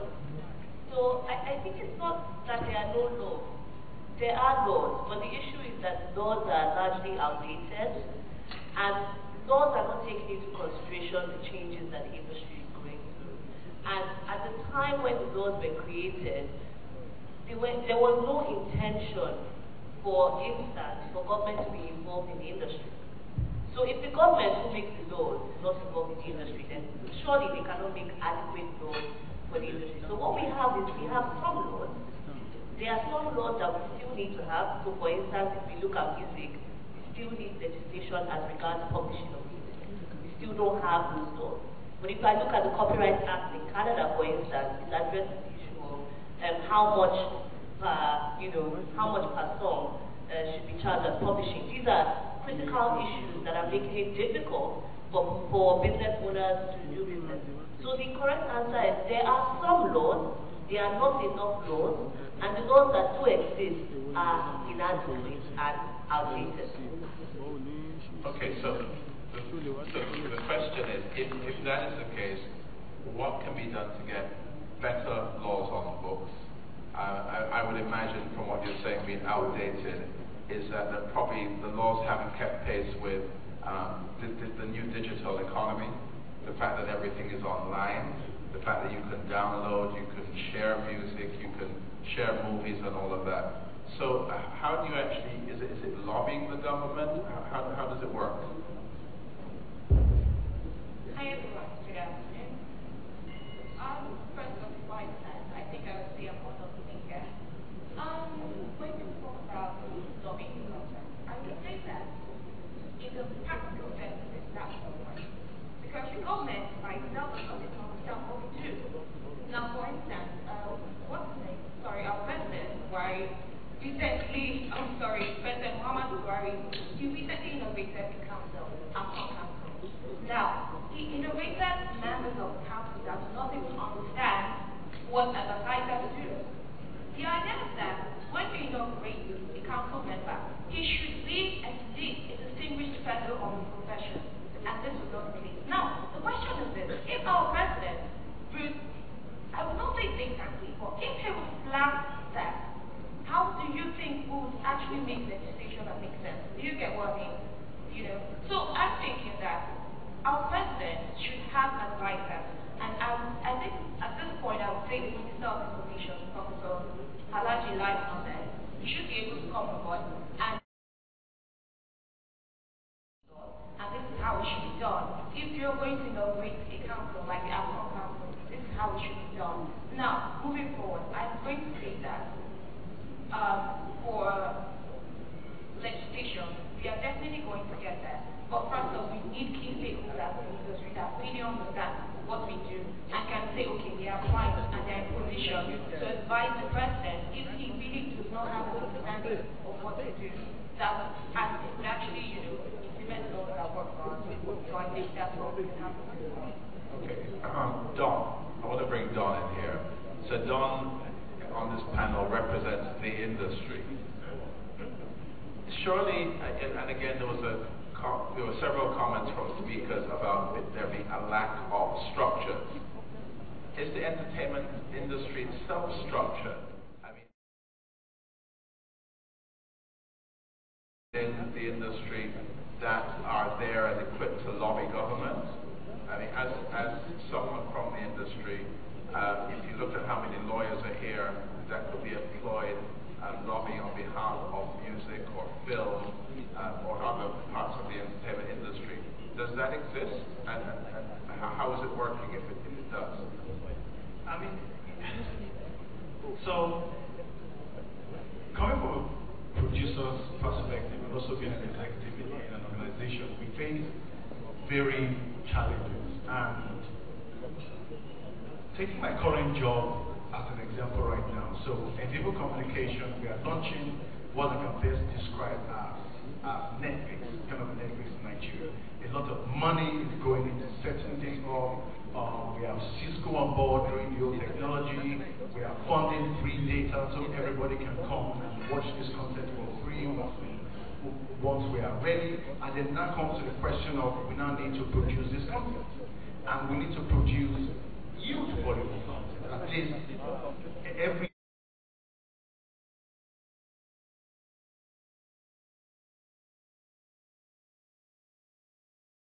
so the question then becomes how do we get that capacity to do this? So I need 50 producers producing this content over the next 2 years.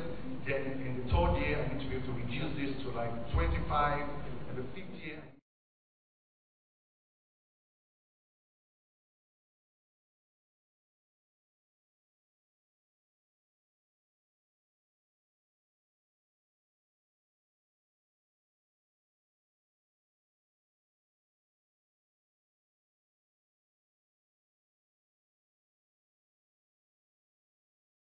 because none of us is in a crisis, whether we like to admit it or not. But because name it's a bad thing, because being in a crisis could enable us to put in those structures. But the solutions are not really coming in, and it's a cycle. As a producer, if the TV channel cannot guarantee me that I am going to have 5-10 commissions in a year, I'm not going to go raise 20 million naira to go buy equipment and buy all these things, hoping that I will get a job. So if there is no structure in terms of the so-called institutions that exist in Nigeria to be able to come and say, okay, this production company, I am going to commission you for 2019, and I'm having conversations with you in 2018 to say, 2019 you're going to make five content for me, 5 different projects for me. They're going to be 1-hour content, be it a series, be it a film. Then the producer can start to now plan as a company, employ more people, get training, get equipment. Without that, I can only continue to live hand to mouth. I can only continue to live on what I have today. And if I can't move from being an individual, I cannot grow. And as such, for a company like us that we're not trying to start in people and we need a lot of people, we can't find production companies to work with. And that is the problem. And my risk goes up the moment I start to deal with individuals. Because I cannot take 15 million naira, give it to an individual, close my eyes and go to bed without having nightmares that the person is going to bring the content back to me. But if you're a company with a track record of content that you've made, you have staff, if you drop dead tomorrow, somebody else is going to make that content. Then I can go meet my board and tell my board that there's a justification for you to make the content. And then again, it doesn't only rest down there. The training, the education to be able to maximize the output. Because, and these are the challenges that we have. And even the simplest things for contracts. Sometimes when we're making stuff, I'm the one advising the filmmaker on the other end saying, I think you might want to raise concerns to this in the contract, because they can see, and you need lawyers. But a lot of these filmmakers are not educated to the standard where they respect the need of a lawyer. And and even us, and even finance. So we live in a society which is very chaotic, and we need to find a way to make sense of this chaos that exists within the society itself. And that's why we need lots of education, but the right type of education. The lawyers coming in working with every single producer to help them set themselves up as companies, not as individuals. And then again, they need the funding. And this is where government comes in. I mean, I was just reading an article while I was sitting out there that the EU is passing a law that all VOD platforms in the EU must have 30% of their content must be for the EU. And VOD is video on demand. So Don, hold on.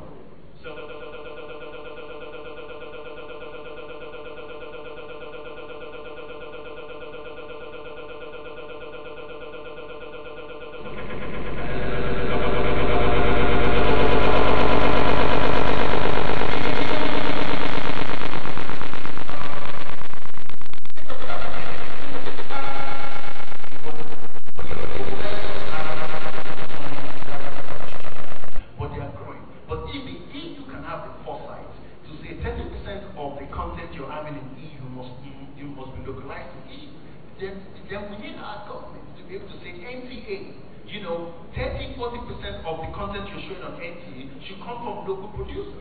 That forces NTA to restructure itself to say, listen, we need to have local production companies in Nigeria, not local individuals.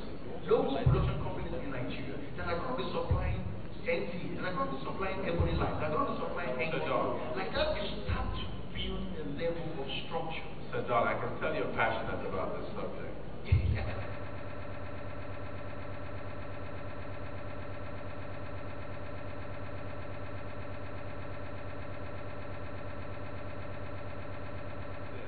And we have to accept that in Nigeria, there isn't enough government regulation, certainly not of the type that helps the industry to grow. Sometimes what's needed is self-regulation, where the industry takes it upon itself to create rules that everybody agrees to play by. Not in culture. You get that false judgment. No nation can afford to leave their heritage to market forces. You get that false judgment. I accept that, but I'm saying so maybe you'll get a legal perspective. So this is very interesting because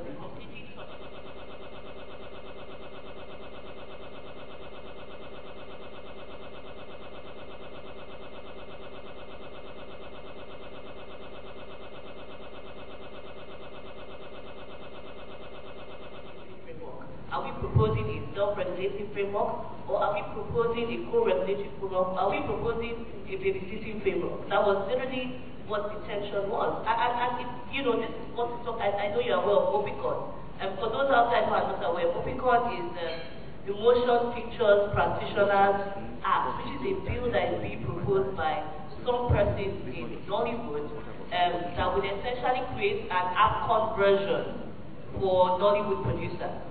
And some of the challenges, so what this will mean is this bill is proposing that regulation is absolutely in the remit of the government. So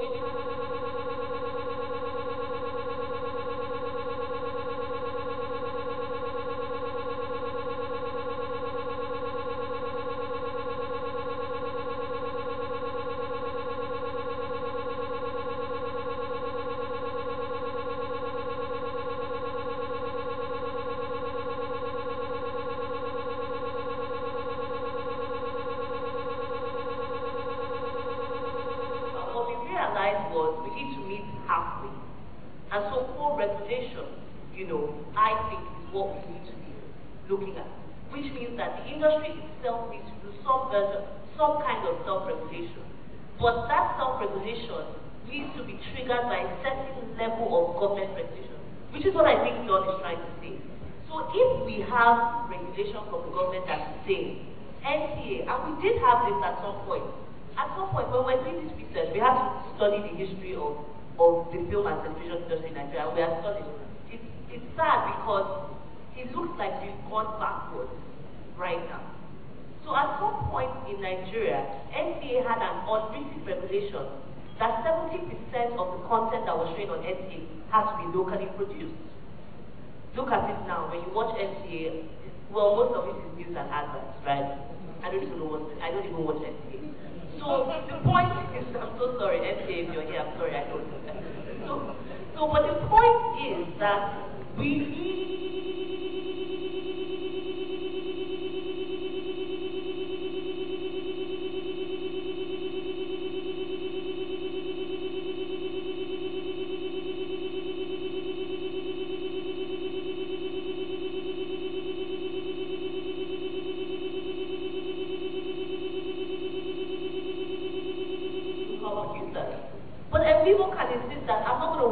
producer that does not have a registered limited liability company.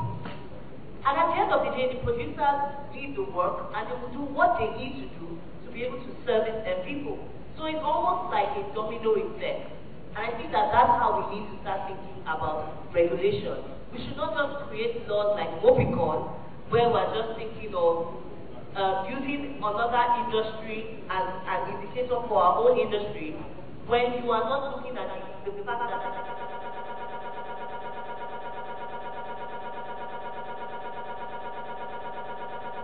have laws that limit those things, because ultimately, aside from the human rights issues with that, ultimately, if people are not able to express their creativity, then we have nothing to sell. So if you look at it 10, 20 years down the line, we would have essentially shot ourselves in the foot by passing laws like that. What we need to be thinking is, what kind of laws can we pass that would trigger, that would have a domino effect of self-structuring? You know, the other day I was on a panel, Entertainment Law Connect. I don't know if there's anyone from Entertainment Law Connect here. Okay, I see you. I was very, first of all, a fantastic initiative. And I was talking about the fact that we have unions in Nigeria. We have the Actors Guild, we have the Directors Guild, but they are all defunct. In Canada, for example, if I was working in Angela's capacity, and I wanted, well, let's say for South City, I'm commissioning someone, and I'm commissioning production, and we're doing something like that.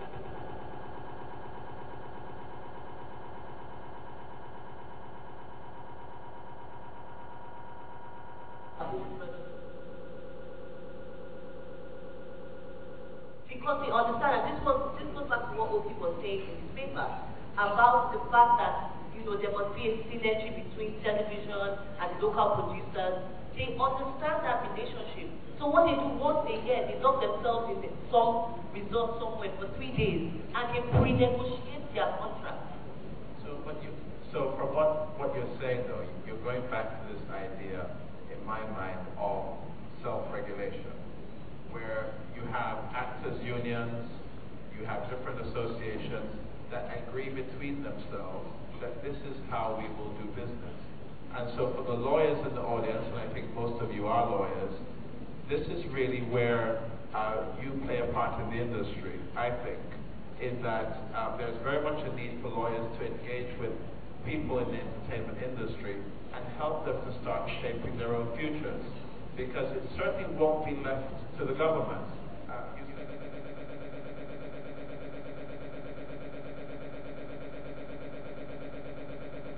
I think that this sort of gathering between yourselves should actually start to agree that the only way that anything will actually work in this industry is if lawyers start to work with the entertainment industry and help them to shape their own regulations as actors, as directors, as cinema owners. The industry is small enough that it's doable. For instance, I know, and Don, I'm sure you will agree, the cinema owners, there are only about 10, 12 cinema owners. You know, it's enough, you can sit around a table like that and actually have a discussion, have an agreement, and decide what you're going to do in terms of content, in terms of what you're going to do with your relationship with the government. There are lots of things that can be done, and all I'm saying is, if we talk about how the government can be involved, but then wait for the government to be involved, I think we'll just come back next year, by all means, and we'll have this discussion all over again. I think the only way you move things forward is many of these examples that you've spoken about.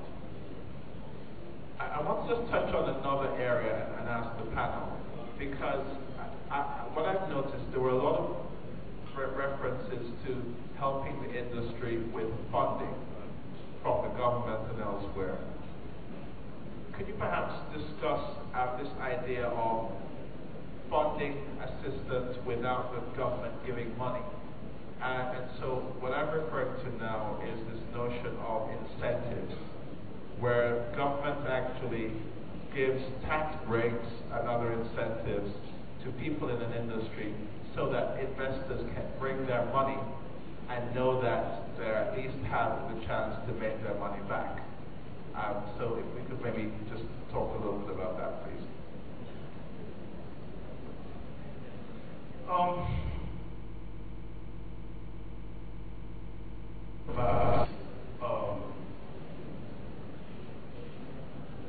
Government being so involved without having the expertise behind them to be involved. And that's always one thing that always concerns me.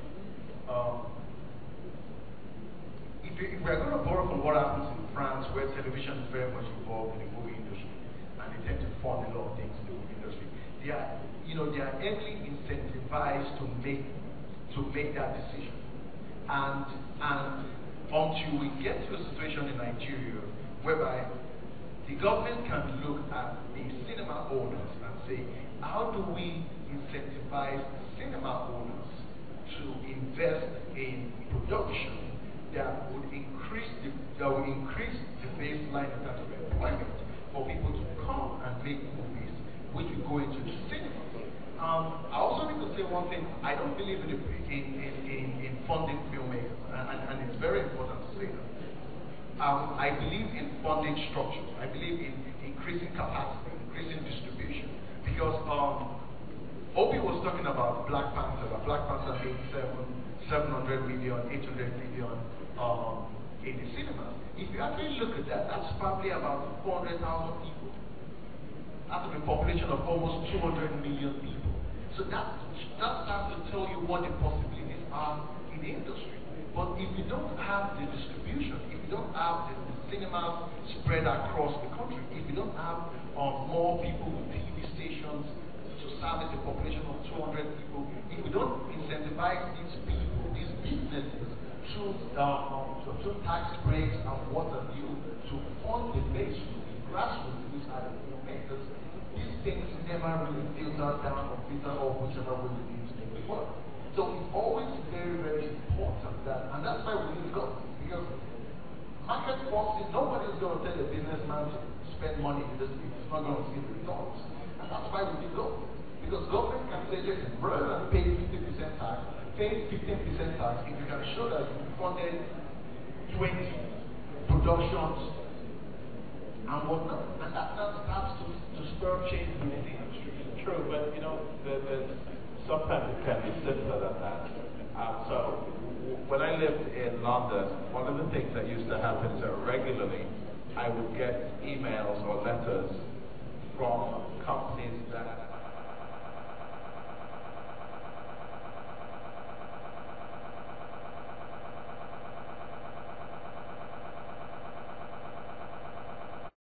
£100, you could invest £1,000. But if you did, you would get a break on your taxes. So it's not always at a macro level, at a corporate level that these things happen.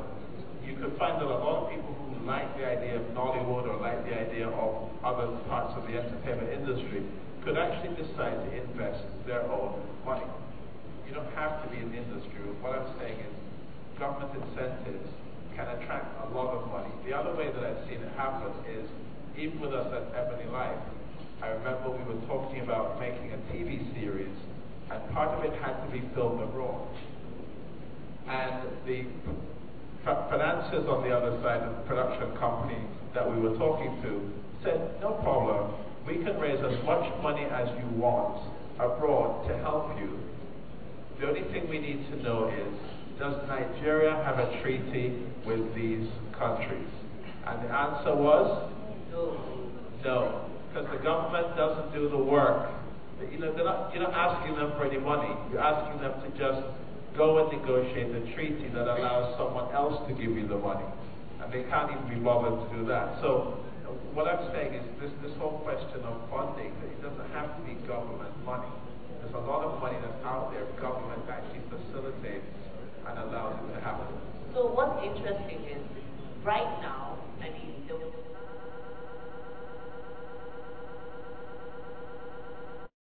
tax exemption.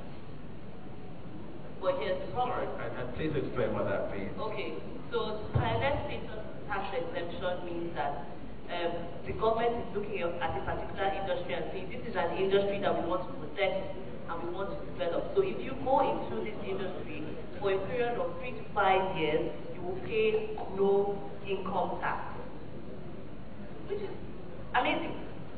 But here's the problem.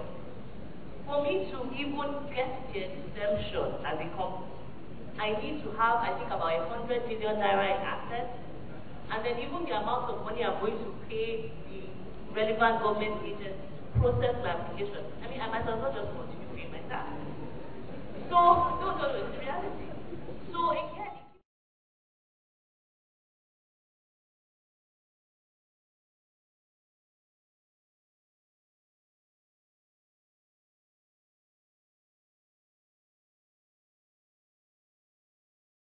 when Jonathan was there, he was the first Nigerian president to recognize that there was something about this industry. And for that, we give him kudos. But now this is the downside. He recognized that there was something about this industry. But he did not do, he gave 200 million. And like dust, the money came and filtered away. Like the way we come into this world and die and decay. But you know, when you come into the world, you live. People see the impact of your life if you're a good person or you achieve things. And when you die, okay, you will decay, but people will know you live. So that 200 million was like a man who was born and died on the same day. There was no impact. And it goes to what Dr. Ese was saying, because there was no thinking behind how do we put this money into the industry? How do we put it that it will bear fruit? So, I understand why people say we don't want to give filmmakers or musicians free money. And nobody wants to give free money. But if you are going to give free money must be given with particular structure in place. I always love to use Canada. Maybe I'm biased because that was where I learned about payment law. But what I find about Canada, why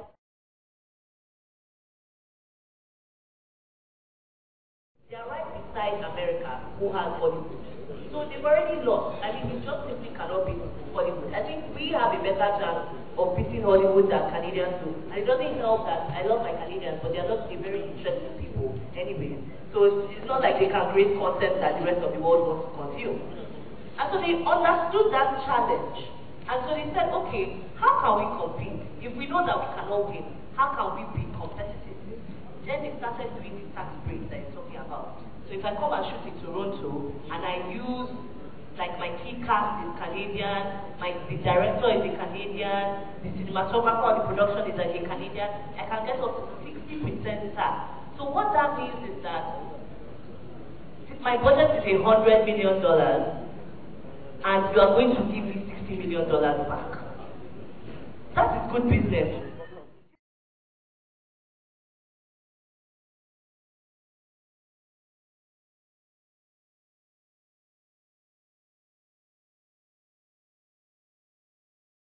I don't even think that we need to, maybe Lagos, and that's bigger here or there, but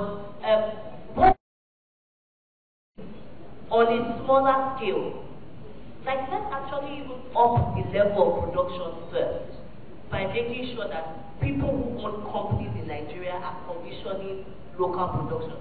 Let's start with that step. Let's give those guys some tax breaks. Yes, okay, we've given the creative industry a tax exemption. Why should it be 100 million? Let's bring it all the way down. Because the reality is that we have individual producers. I don't know if they are making up to 5 million naira a year. So let's bring it all the way. Simple things.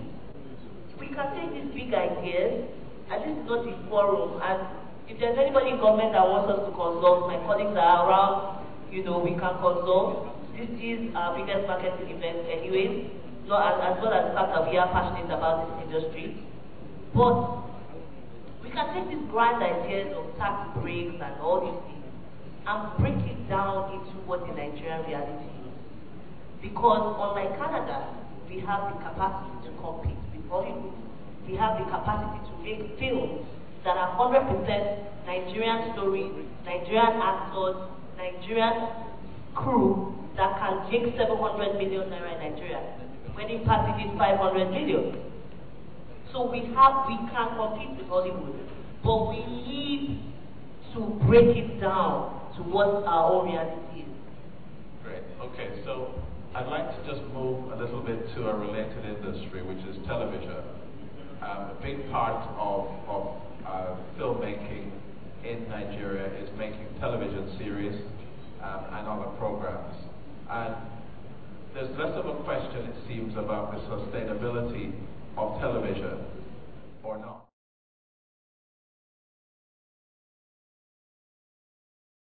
Now, I have my own thoughts and experiences on that because I'm actually head of media sales at Ebony Light TV. But I'd like to just ask again the panel, in terms of sustainability with the change in technology, is TV becoming more or less sustainable? Okay, thanks for that question.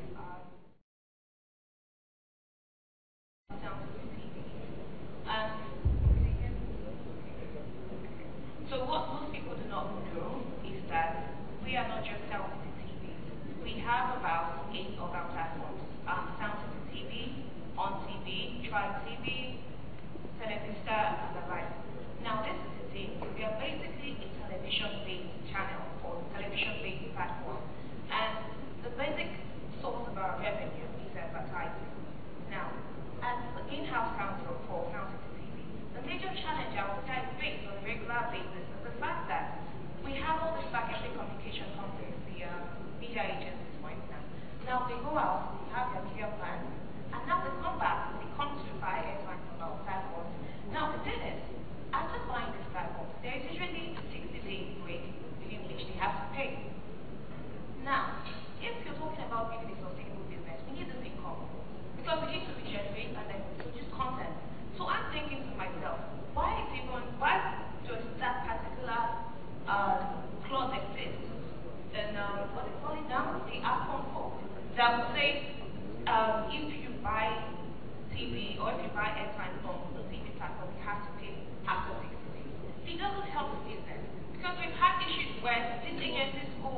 now extend 60 days, and 60 days becomes 90 days. And at the end of the day, we do not get this money.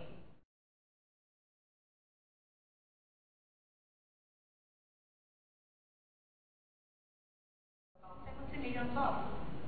Now, if we have that money, if we have resources, we'll be talking of generating content, because like Mr. Sika was saying, he was saying, is content still king or not? I would say that content is king. And that's one point that my boss, Mr. Tajudeen, has emphasized over time. Content is king. And because we need content, because we need to sell the platform, we need to monetize the platform, we need to we've tried. I would say we've had forums with some of the some representatives, but it's hard to press our point because there is no structure. What am I saying in essence? If, for instance, you say 60 days, you pay, and then after 60 days, you come and say, oh, the service we cannot pay you, and it all sorts of excuses, and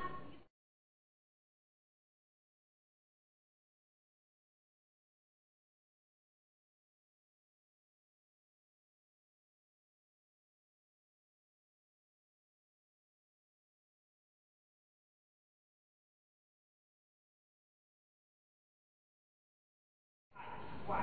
There is no structure. If, for instance, we have to consult with some of the key stakeholders in the advertising industry, we never come back with anything. There is no feedback, there is nothing.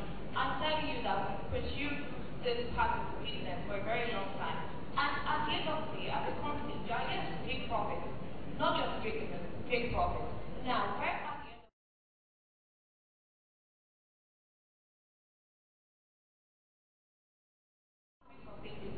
of how do we sustain our business?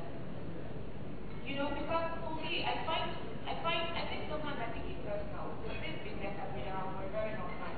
Some TV has been around since 2000. It was launched on the STV in 2009, and that's about 9 years now. We've been doing business. So a company, I have to ask the question, why should we not have products like consumer content, where we can say, okay, please, as the stakeholders of this industry, come together, have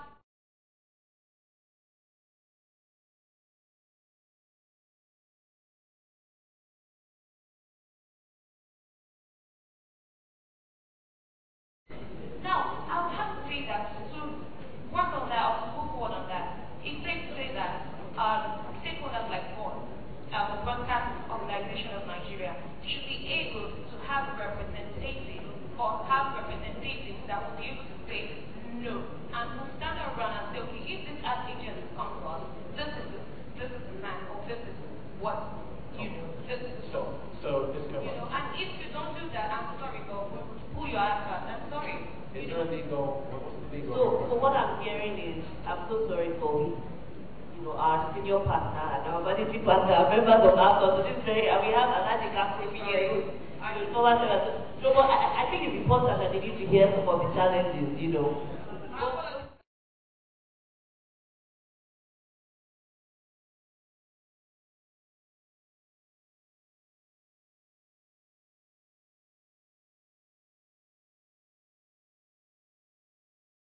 Two ways.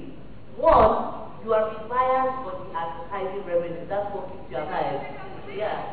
So let me. But you see, in other countries, television is heavily subsidized. Advertising is like the cherry on the top, right?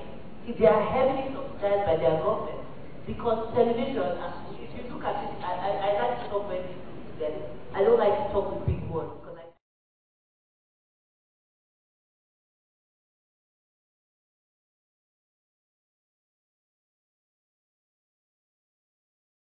live TV shows. I was like, let's use when they did Desperate Housewives, right? And actually, Desperate Housewives which show was it, by the way? Which show was actually it, by the way? Let's use Desperate Housewives. And Desperate Housewives is a show that shows every Wednesday for 6 months. What a lot of people don't know is an average television or film set, you're looking at a minimum of 60 people. This is if you're being, am I correct?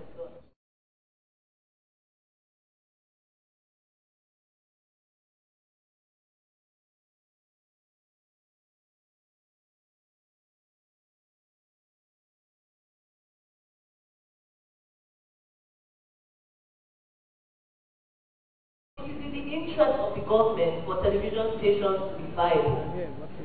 And this comes back to that whole discussion of if government is going to put money into this industry, where should it be putting its money that has the most impact? And when I'm looking at impact, they need to then, determine what that impact is. And what are the immediate things that government needs?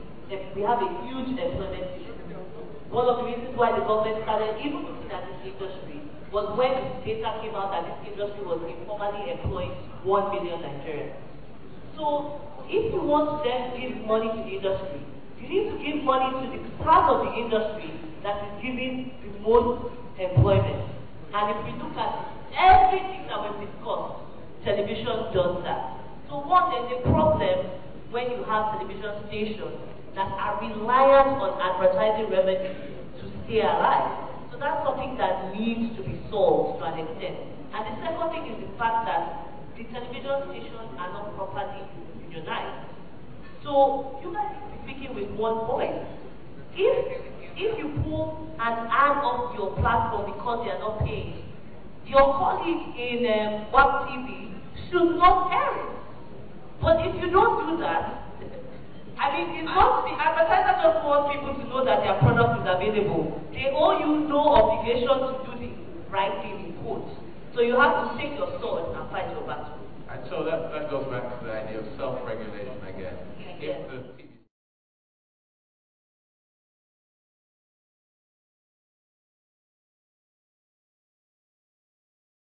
who's owing us and all of that kind of thing. So it comes back to the same thing.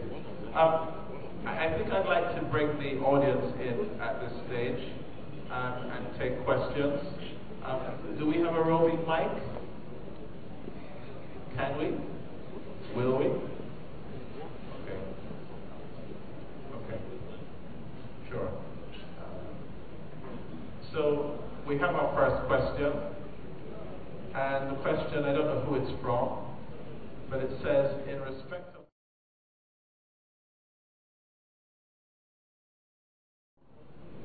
to speak on the impact, if any, that mutual funds or regulated funds have made in the industry.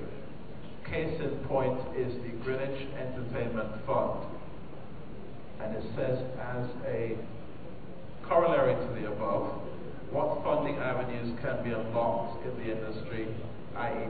pension funds, some other funds, mutual funds, and would they be attractive and well received? So again, just for the panel, it's about funding and how welcome are outside funds from institutional investors. Well, I guess the best, perhaps the most, well, maybe I shouldn't say it.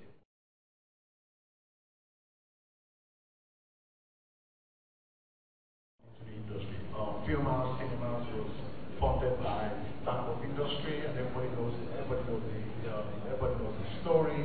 They were able to build two cinemas, Sudere and one in Ibadan, and then Capital Alliance came in, invested $20 million in the business. Now you have IMAX, and they're one of the leading chains in Nigeria. So yes, those funding do work if you put them in the right place. I've always argued that don't stop giving money to filmmakers. I'm a filmmaker. I don't think you should give money to filmmakers. You should invest money in infrastructure. We should be able to create an enabling environment where people can compete. We should be able to create a marketplace, and when you create a marketplace through structures, through distribution platforms, then everybody can come in, and those that are not good enough to fail, those that are good enough to succeed, and those that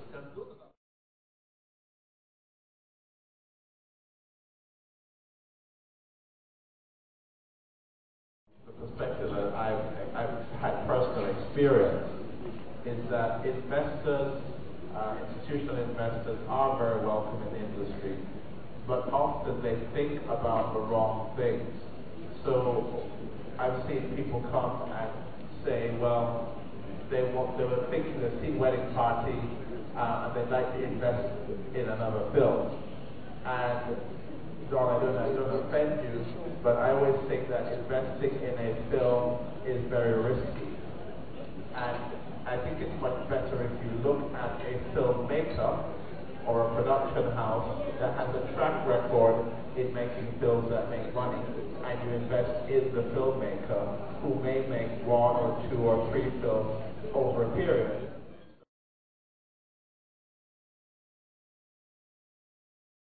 Even, I don't think you guys know, but in Hollywood, the reason why the Hollywood studios make money is because if they make 100 films in a year, they have an Avengers, a Black Panther, and one other, and it pays any losses they may have, and they have a huge profit at the end. What you don't hear about are the losses, and a lot of their films lose money. But so if you are investing, or you're investing in one of those films, you lose your shirt. How do you know which one is the next Black Panther? You don't.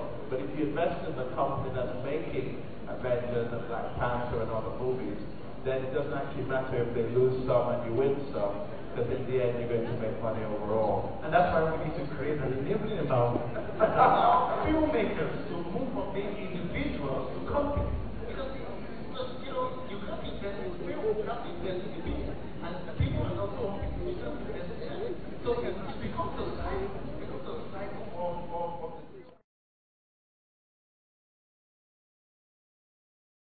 set up this company, they will get money. And that's why the government needs to come in to incentivize the, you know, all the distribution and back to the tax break. Tax break and all those things to encourage filmmakers to be able to cluster together, set up companies that will get the making content, that will give them a track record, and investors can then come in and invest in those companies. So whoever was the person who asked the question, invest in filmmakers, invest in building cinemas, because again, what I can tell you is that when we made the wedding party, someone asked us whether we could double the money. Could we make the first billion naira movie? And I did the math quickly based on the number of screens, and the answer is no. It physically could not be done. You could make the Nigerian Black Panther, but you can't make $1 billion naira because there's not enough screens to show the movie. So, in fact, most states in Nigeria don't have a single proper cinema. So, if you're investing funds in the industry, it's filmmakers rather than a single film, and it's cinema is what we would recommend as a panel, right? And just to bring some legal aspects that I just wanted to why you have production companies can make 100 films, and if they make a loss in one and they make a profit in the other, somehow it balances out and their businesses are okay, is because each film is actually meant to be a legal entity on its own. So if you're in-housing all the risk, so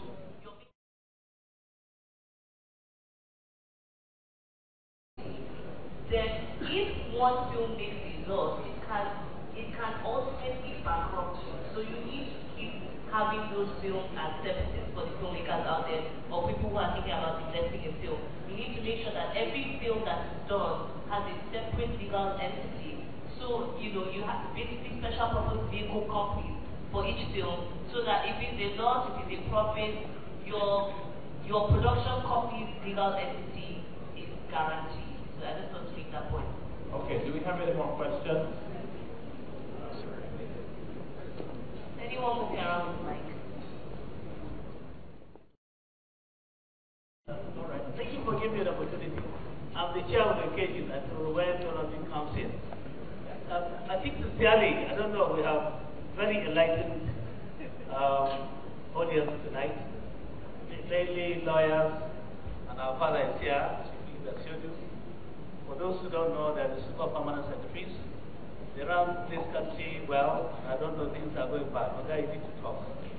Now, I think for me, Angela, if you are trying to explain the problem, but without knowing the tail head of it. In Nigeria today, only in Nigeria they have self-regulation plus statutory regulation. That's what we have in APCON. And who is in APCON? Advertisers, advertising agencies, media buyers, broadcast organizations of Nigeria, outdoor advertisers.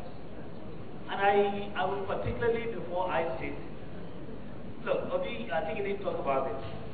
For me, everybody has spoken about legal entity, legal framework, structure. Where are the business owners? Where is Advan? Who spent the money? Nobody is talking about data. How do we get data? If you go to Ghana, we have standard living measurements. They're available. I know what my flagella buys in the market. I know the perfume you wear, but that's in Ghana, not Nigeria. We don't have data. And nobody is talking about data. Money follow audiences. It's a natural, sequence. Now, for me, and I would love, he must react. Now, don't blame government when nothing happens. AFCON was established 30 years ago. Why? Because newspaper proprietors under the former Lagos State Governor Jackson wanted to control advertising. They went to court and they had a favorable judgment. And then the advertising agencies went to go and say, we need AFCON. And they brought AFCON, marketers and everybody along. What have you done to make AFCON work?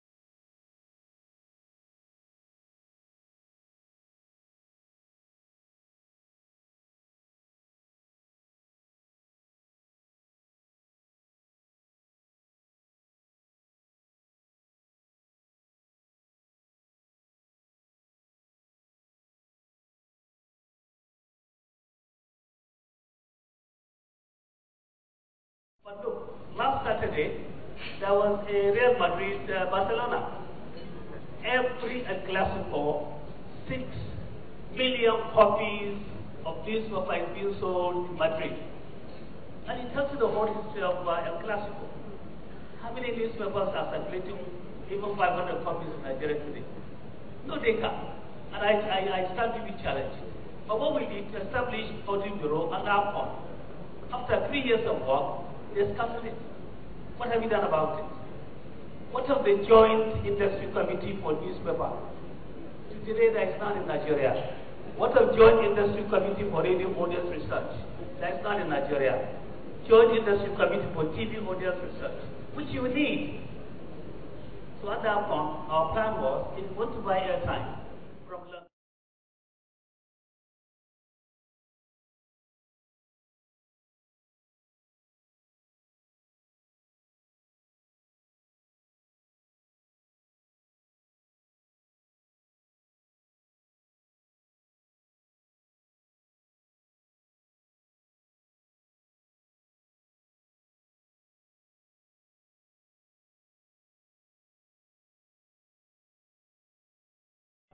if they play your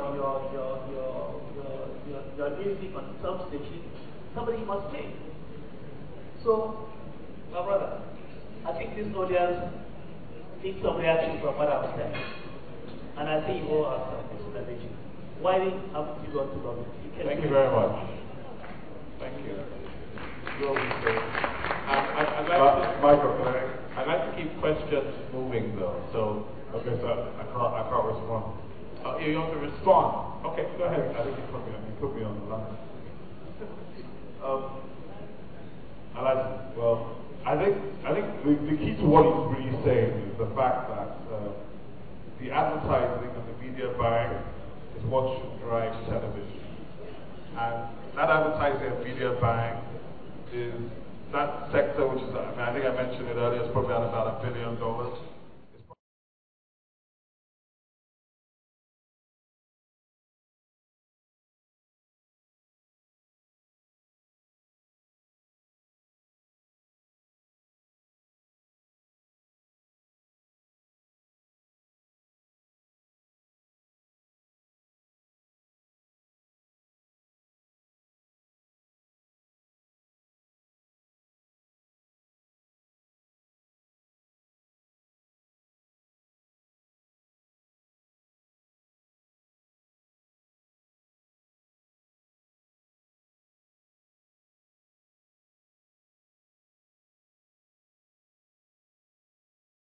and the content industries, and there needs to be symbiosis. They need to get closer. So thank you very much. Okay, we're about wrapping up. So if there are any more questions, I can see there's one over there, and there's one over here. So we'll take these two. 1, 2. Is that it? Okay, so we'll take these 2 questions and then we'll just wrap up. Thank you. Thank you very much. I know that a couple of years ago,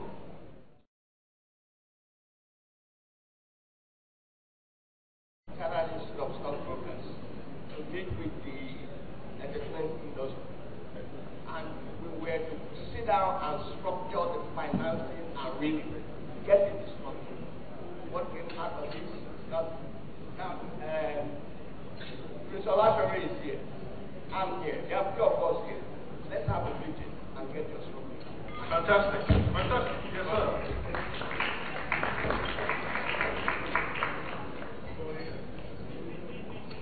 Then there's another question over there. Man in the pork pie hat. Excuse me, sir.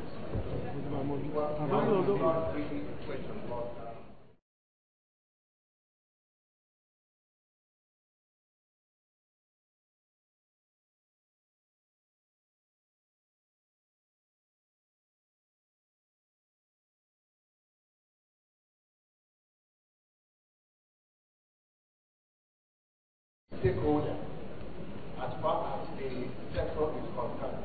We have sat down there, we had a lot of challenges that the sector has been going through, and one of which is the fact that there is no structure, the legal framework is not up to date.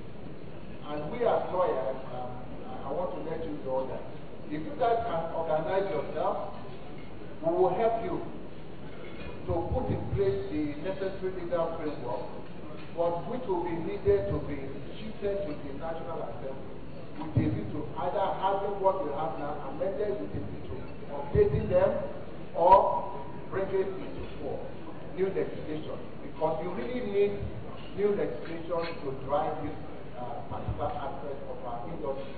What is more, if that is done, a lot of you will become multi-billionaires and in dollars.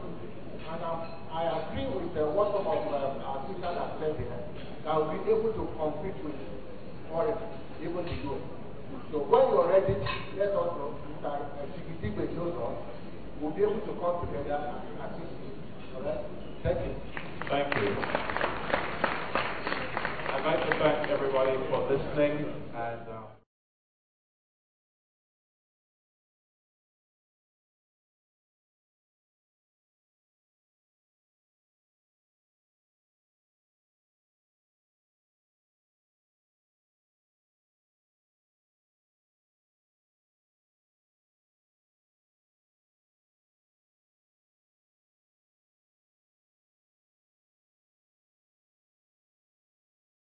Because you've already got structure, you've got to wait for them. There's expertise, there's advice already there. And for the lawyers in the House, it's very clear that the entertainment industry needs your help. It definitely needs more help in terms of forming structures within the industry so that the industry groupings that can lobby the government and actually regulate themselves, that they can actually collect more money, that they can get more investment. And also listening to a lot of discussion about funding from the government, it's clear that we have to find new and different ways to fund this industry. It will come from institutional investors. It will come from government incentives if we can just get the government to do the paperwork. But certainly not in the near future can we depend on government to regulate or fund this industry. Thank you very much and good evening. Thank you very much. We have someone who has a solution to some of the things that have been discussed today, so I just want to give her the opportunity to talk about that. Thank you very much, and thank you for giving me the opportunity. My name is Margaret Ozili. I am the CEO of American Business Council. I listened through this and I've worked worked through this space for a period of time. And I think one of the things we need to look at is the multi-sectoral approach towards resolving some of the critical issues we're talking about today. Now, we've looked at issues around investment, we've looked at issues around policy and regulatory challenges, and then we have looked at issues around advocacy. I think of Bill, for instance, the related issues around that. You have other sectors like the ICT, like even the FMCG that have critical issues like that. You team up with this group to look at how you can resolve issues around that, ensuring that some of these bills are resolved and, at the legislative arm of government. It will be one way forward. And there are lots of collaborative work that can be done. I think this is the beginning of a great work. And I think it's something that, because I know that currently we are working with the U.S. Embassy to drive a conversation around ITCOM bill and related issues. And I look forward to discussing this further. Thank you. Thank you very much, ma'am. We have to round up this segment now, but I just wanted to find out if there's anyone who registered for the lecture who has a question. So, for example, maybe a producer, someone who's an artist who has a question, and maybe we didn't get an opportunity to get to you. Is there anybody that has a question? Somebody in the music industry who's registered? Do you have a question? Okay. Can you come forward, please? Sorry, panelists, just I know we said we're going to wrap it up, but a lot of the people that were asking questions earlier. Look here. I'm not from the music industry. Sorry. I'm a student of Calabar. But what is it? Use also photographers. Collective.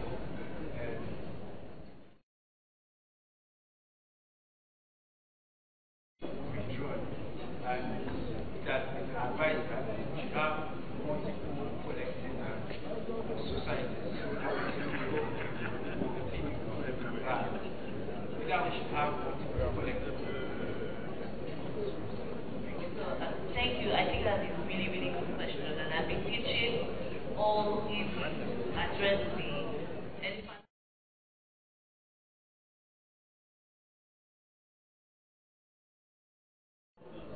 As it is now, we have no collective society, collective royalties for public performance, use of music, which essentially means that our musicians are not getting that revenue at the moment. And it will be interesting to see the statistics of how much money is being lost every day whilst this goes on the buckle. And yes, I do think that we need to have multiple collective societies, but we have to be careful. We can't have too many. We can't have like 20 collective societies. Because what would happen is that it will be divide and rule with your telcos and your users. They will simply go to the cheapest collective society out there and buy that, and get their license from them. So we need to be careful. Maybe we can take a cue from the US, where they have about 3 collective societies, and these collective societies complement each other as opposed to competing with each other. But beyond that, I think the coastal debacle is just a clear example of mismanagement in Nigeria, and we're hoping that it will be resolved. I do think that there is an opportunity for a new collective society to be formed, and I'm hoping that the songwriters and the music owners are making steps towards that presently, because with the court case and the suspension of the coastal license, I think it's going to take years to resolve, and in the meantime there will be no one collecting, the music, collecting the royalties for this music. I mean, we are involved with an association of producers that is being formed now, so and those are the type of things that this association will need to tackle. So I think I agree. We need to have more collective societies, but not too many, and they should complement each other as opposed to complement each other. I just want to say that when it comes to COSON, I'm not sure why the license was withdrawn, but certainly I came across them when I was in Cross River, when we had Carnival Calabar, and all the music that was played during the carnival.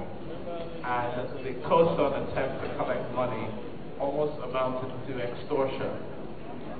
And it was very unpleasant no one was against paying, but the sums of money that were being asked of one of our sponsors simply because they were a bank was ridiculous. And so if I suspect that the legislation issue because we don't have publishing rates. So in other countries you have publishing rates for these royalties. So as it is now, they have indexated, and so this is one of the issues. Our Copyright Act desperately needs to be updated. I mean, our act needs to be dealing with issues of image rights, publishing rates. We don't, as it is in Nigeria, we don't even have a law that defines what publishing is. We're just assuming, that they're publishing. So, so these are some of the things. This is not, it's not forum to go really deep, but just from a surface level, again, it keeps coming back to inadequate legislation. And regulation. And general regulation. Thank you very much.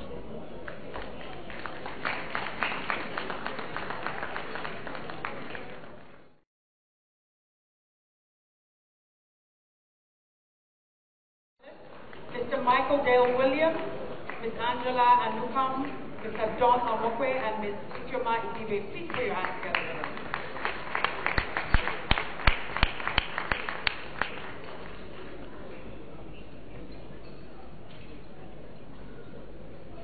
I hope that a lot of your questions and concerns have been discussed. We'll have an opportunity a little bit later during the, I'm calling it a networking after party, where if you did have questions and you weren't able to ask them, or maybe if your questions weren't addressed, you'll be able to go up to some of the panelists and actually talk to them about some of the questions that you have. Aside from tonight's lecture, we're also here to unveil Punuka's new logo. So we're going to take you on a little bit of a journey, but before we do so, for those who aren't fully aware, I'm just going to give you a little bit of background information about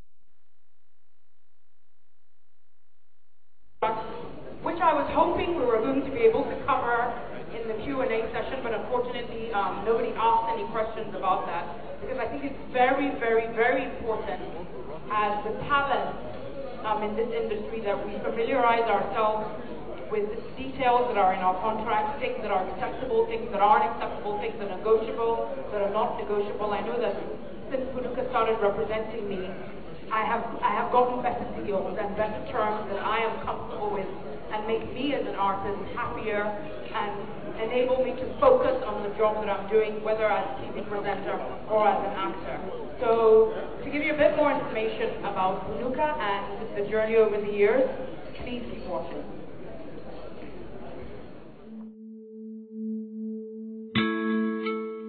In 1947, one of the greatest legal minds out of Nigeria, the late Justice Chike Idigwe, founded a law firm, Punuka Chambers.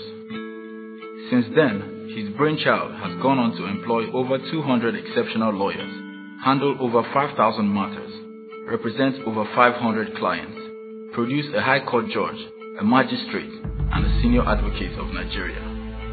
This is a documentary about 71 years of excellence in the legal business. A lesson on how a modern company built on a rich history and tradition has stayed true to her commitment to work with you for solutions. Punuka Chambers was a law firm that was set up by the late Honorable Justice Chukwunwike Idigbe. He's one of the most brilliant legal minds I've ever read about. Idigbe was virtually controlling Warri. He was also very kind and helpful to junior lawyers. He was doing very well. He had, very successful practice. He left that to serve on the bench. Then there was a significant leap again in 2006 when it collapsed into a partnership and became Punuka Attorneys and Solicitors. One major factor in the growth of the firm has been visionary leadership of the senior partner of the firm, setting out clear-cut objectives and a vision, and laying out a roadmap on how to accomplish it. As much as people see us as a strong litigation firm, I can tell you that we settled over 80% of our cases, and yet we have so much litigation. Punuka is a full-service law firm, and we have a very strong insolvency practice. The firm is actually very interested in the personal development of employees. There's nobody who comes into Punuka and doesn't leave a better person in terms of the knowledge that you have. Here in Punuka, you're allowed to have hands-on experience in large risk. I actually started the firm in the year 2016, and it's been 2 years for me so far, and I can tell you for a fact, I feel like I'm 10 years old at the bar. Punuka owes her success in part to her rich value system and various influences, starting from the founder, the Honorable Justice Idigwe himself. The Chambers had the reputation where he would give a portion of the fee to the junior lawyers that handle the matter.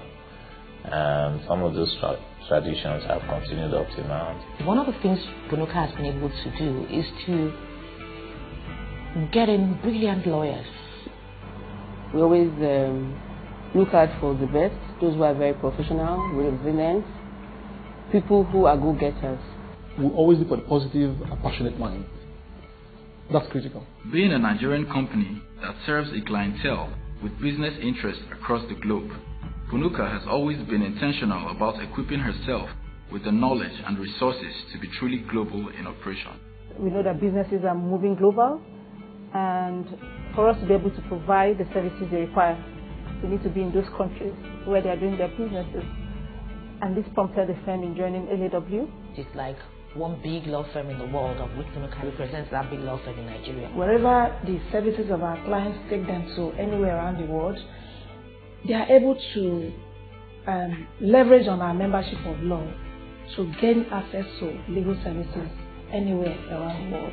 Strong believers in contributing positively to society, Punuka has for 11 years hosted an annual lecture that brings guests and speakers from around the world to discuss topical issues of national importance. Giving back knowledge is something that the senior partner believes so much in. When God blesses you with wisdom, blesses you with knowledge, it's important to share it. The Punuka Foundation focuses on children with special needs. We take it seriously. We do a lot more for challenged children. It's a very important part of us because we don't want to take from the society without having an opportunity to give back. We're not doing it because we want to be noticed. No. We're not doing it because we think that it's going to give us more. We're doing it because it's just the right thing to do.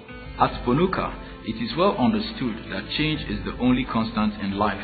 And this mindset, enshrined in the consciousness of everyone, ensures that the firm is always on the side of innovation and progress. We're not afraid to venture into uncharted territory. We have a practice management software which enhances the way we run our legal services. And so it helps us with pricing. It helps us to be very fast, extremely responsive. Technology drives everything in Punuka now. Having that balance is really what makes Punuka what it is and keeps it at the cutting edge while still being steeped in its tradition. Work notwithstanding the tight challenges and get around it and be successful as a global law firm that we intend to remain. It's not a mean feat to reinvent oneself while holding on to the core values that give us our identity. Yet, this is something Punuka has managed to do time and again. We have been through many an era. We have had partners come and go,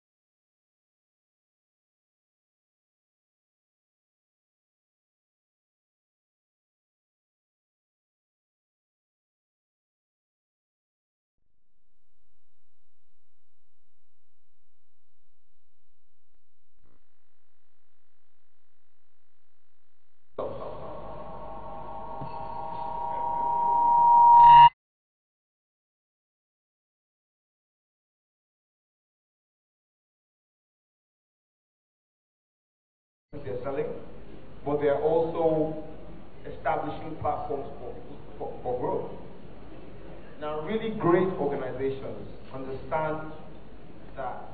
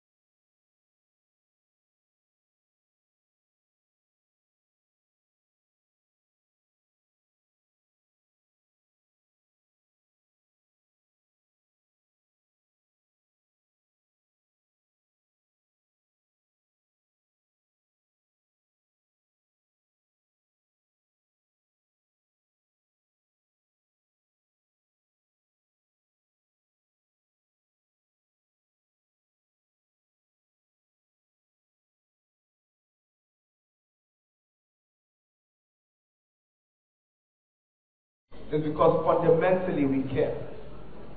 Fundamentally we are a team, and fundamentally we are connected. Every single person in this room, every single stakeholder, every single regulator, every single customer, the media, everybody in this room and beyond this continent is connected through what? The Punuka way. And it's also for another reason as well, that we built relationships. And we built relationships because 71 years ago, Punuka made a promise. And for 71 years, Punuka has consistently kept that promise. Is a round of applause. And what we're showing you is not a new logo, a fancy new logo for the future, or okay, yes, we're looking at we have new colors. No. It is just a reminder that Punuka has kept that promise and is going to continue keeping that promise for the future. So without much ado, I'm enough brand speak, I'm sure you're tired of that already. I'm going to introduce 5 important people to the stage for the for the logo unveiling and the cutting of the ribbon. First up, we have Chief Philip Asiodu. Chief Philip Asiodu, please give him a big round of applause, please. Prince Abimbola Olashere, please come to the stage, sir.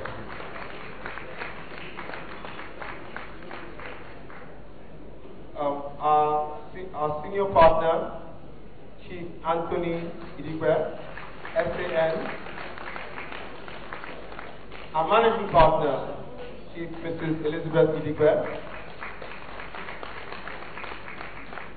Our partner, Mr. Inamdi Oragu. Give him a round of applause, please. Our partner, Mr. Okori Kalu. And finally, our partner, Mrs. Ebele Chuku Eneda. I hope I got that right.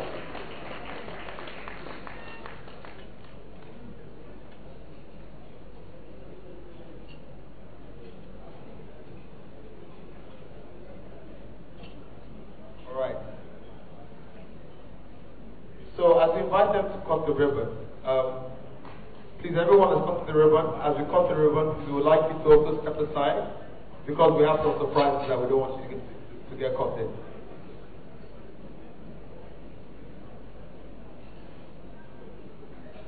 So without much ado, I'll hand over to Michelle as we about to cut the ribbon.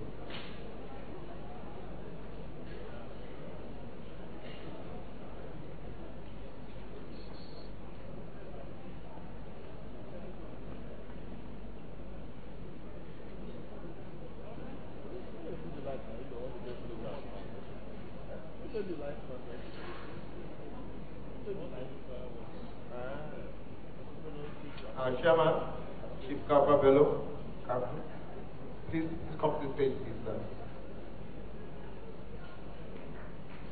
Round of applause, please. Second round of applause, please. Thank you so much.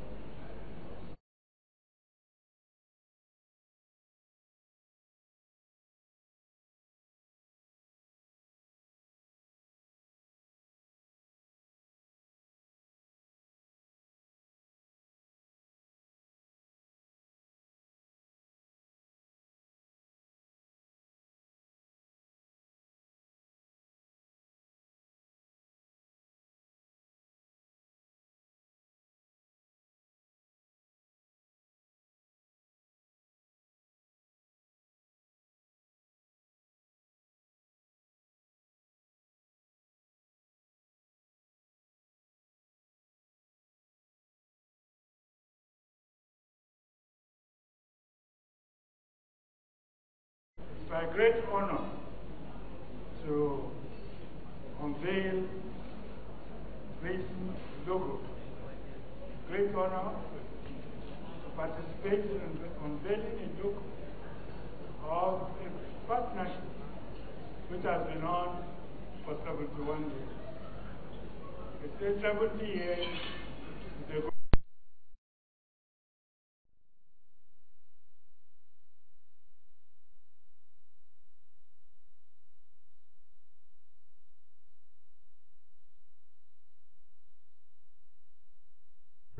Again, change beckons, and we welcome you to walk with us as we march into the future. Welcome you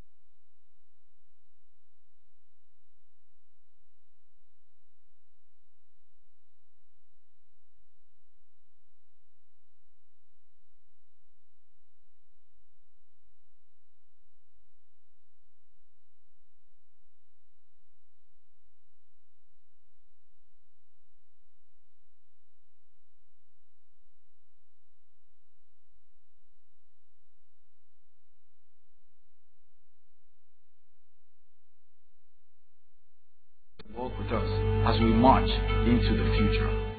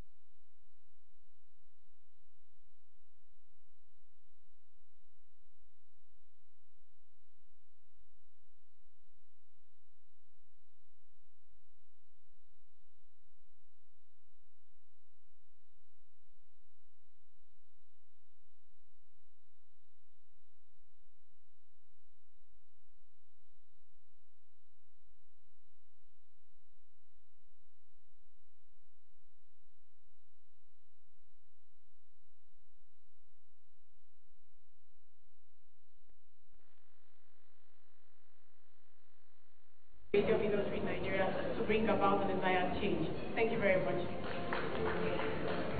Much more.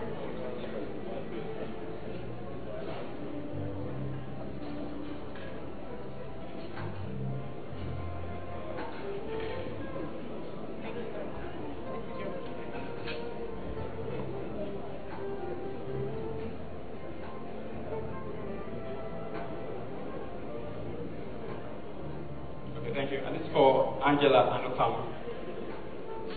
Thank you. A round of applause, please, for Angela Anupam.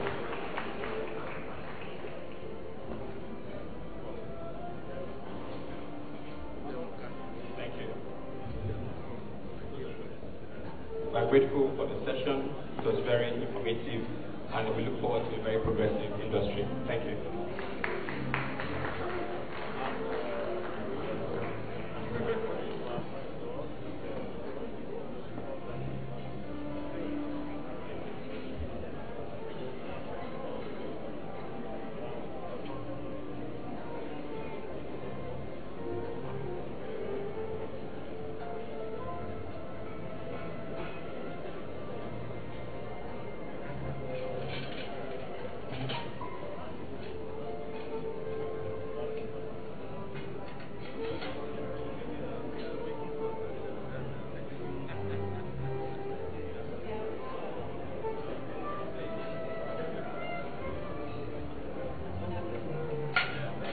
Next is Mr. Obi Africa.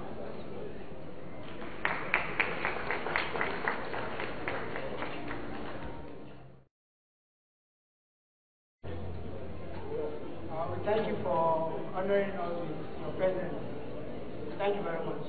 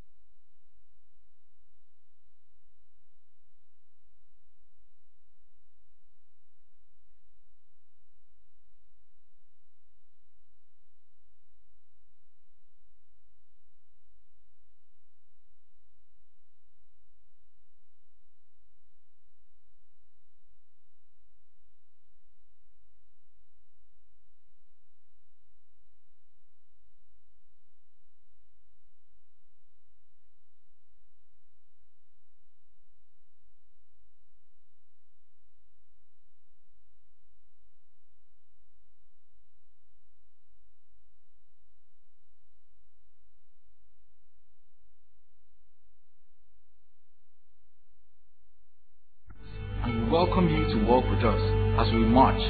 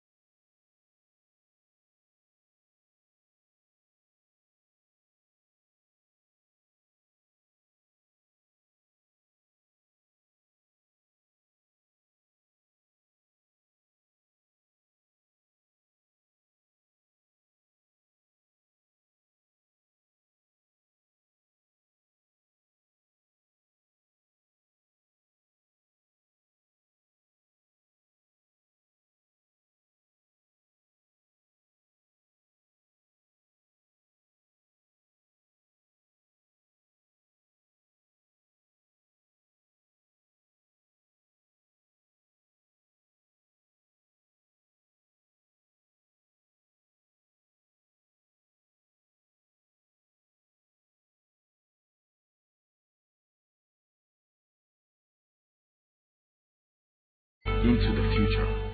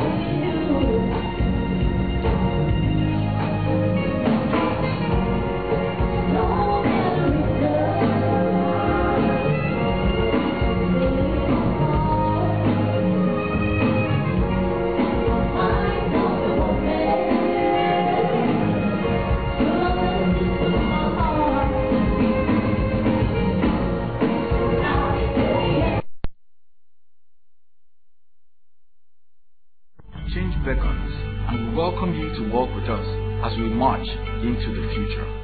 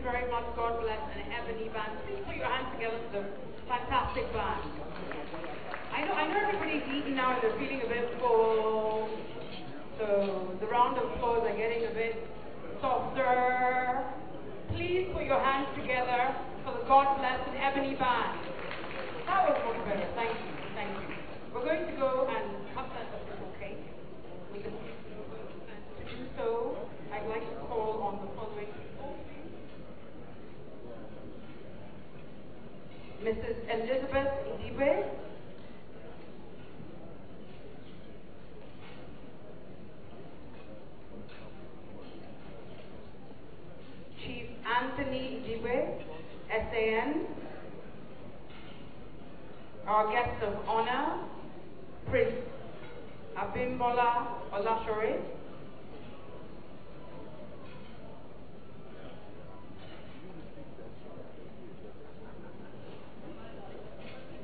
No, I haven't forgotten you, sir. She was saying something. No, both of you. I'm just about to call you. I want both of you to come up. Alhaji Garba Bello Kankaropi. I just forgot about you, sir. Oh, he was. Oh, okay. No.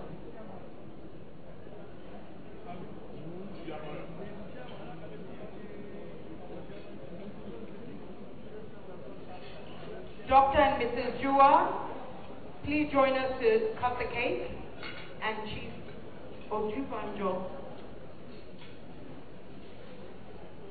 I remember the chairman, one person I read a few months ago, she said I'm a deputy chairman.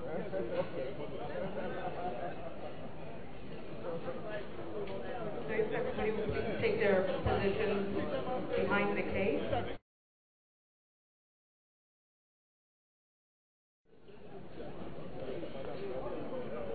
No, it won't go off as you're cutting, we promise. We'll wait until afterwards. We don't want to burn anybody.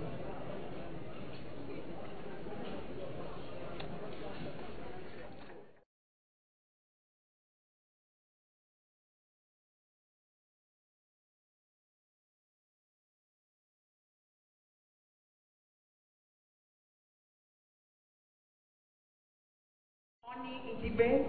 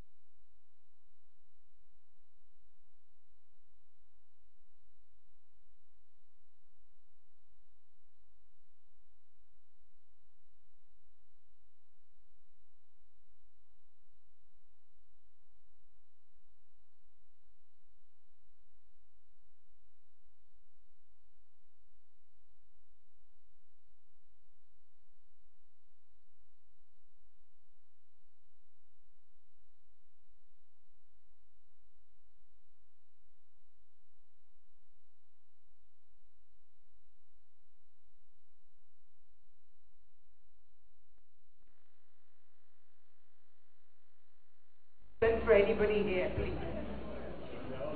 Exactly, and they're all lawyers, so you know it's going to be very expensive.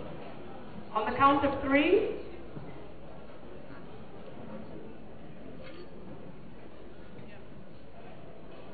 1, 2, 3. Congratulations!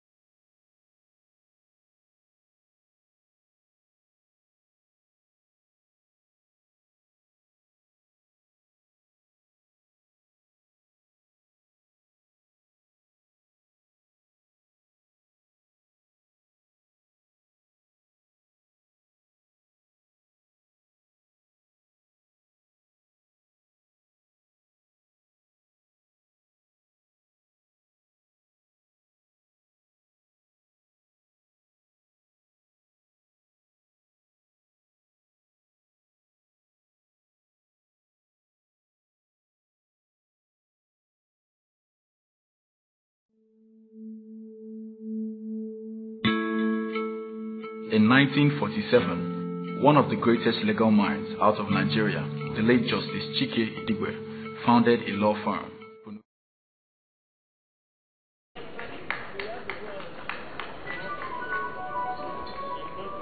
On behalf of the Board of Partners, the entire management and staff of Punuka attorneys and solicitors, I express a profound and most sincere gratitude to all our guests for honoring our invitation and making the lecture a huge success. We are also extremely grateful to our guest of honor, Prince Olashere. Thank you, sir, for honoring our invitation. To our erudite speakers, we say thank you and are humbled by your kind gesture in accepting to present this public lecture despite your numerous engagements. I believe we have all benefited from your wealth of experience and knowledge. The lecture has been educative, engaging, and enriching. I wish to state that the fair will judiciously study the issues enumerated in your various papers with a view to making recommendations to the relevant organizations to bring about the desired development and growth of the entertainment industry in Nigeria. May I also thank our moderator, Mr. Williams, who agreed to moderate the session at very short notice. We also thank the panel of discussants who have taken the time to discuss the issues and profile possible solutions geared towards the development and growth of the creative industry in Nigeria. Thank you for such informative presentation. Permit me to also acknowledge, with many thanks, Allied Air Limited, Royal Exchange PLC, Techno Telecoms Limited, for their support by way of advert placement in our program. We are most grateful. Of course, I cannot fail to give a big shout out to my members of this year, to the members of this year's planning committee, Savannah Namani, Ebuka Ekayamu, Ichoma Ibe, Ifeima Anyadiwebu, Habib Babatunde, and Maiwa Ajayi. Can you all stand up wherever you are for recognition? I see the round of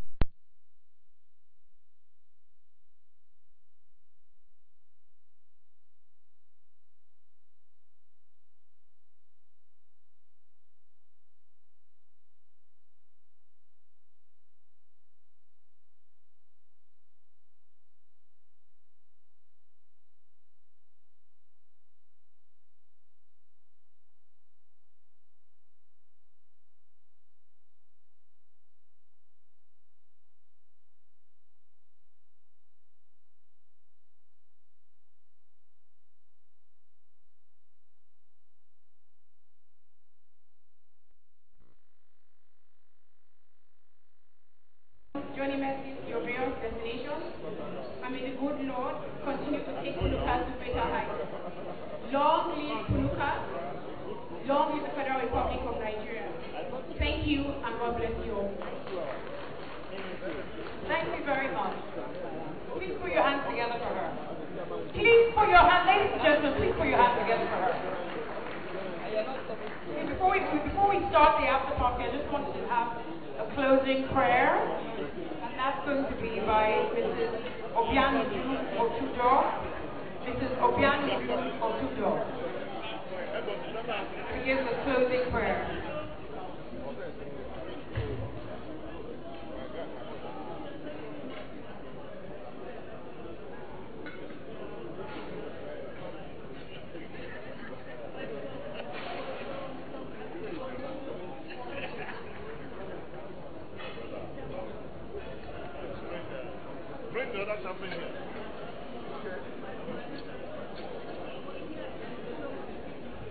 Ladies and gentlemen, can we please have your attention for the closing prayer?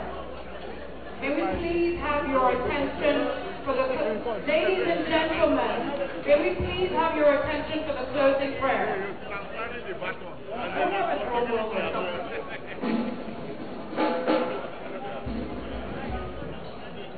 In Jesus' name.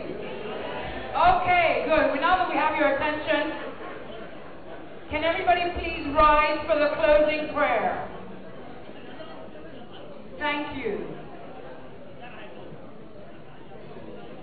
I think there's certain advantages to being a woman with a deep voice.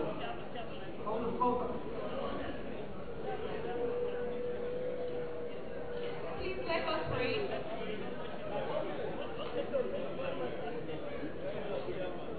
In Jesus' name.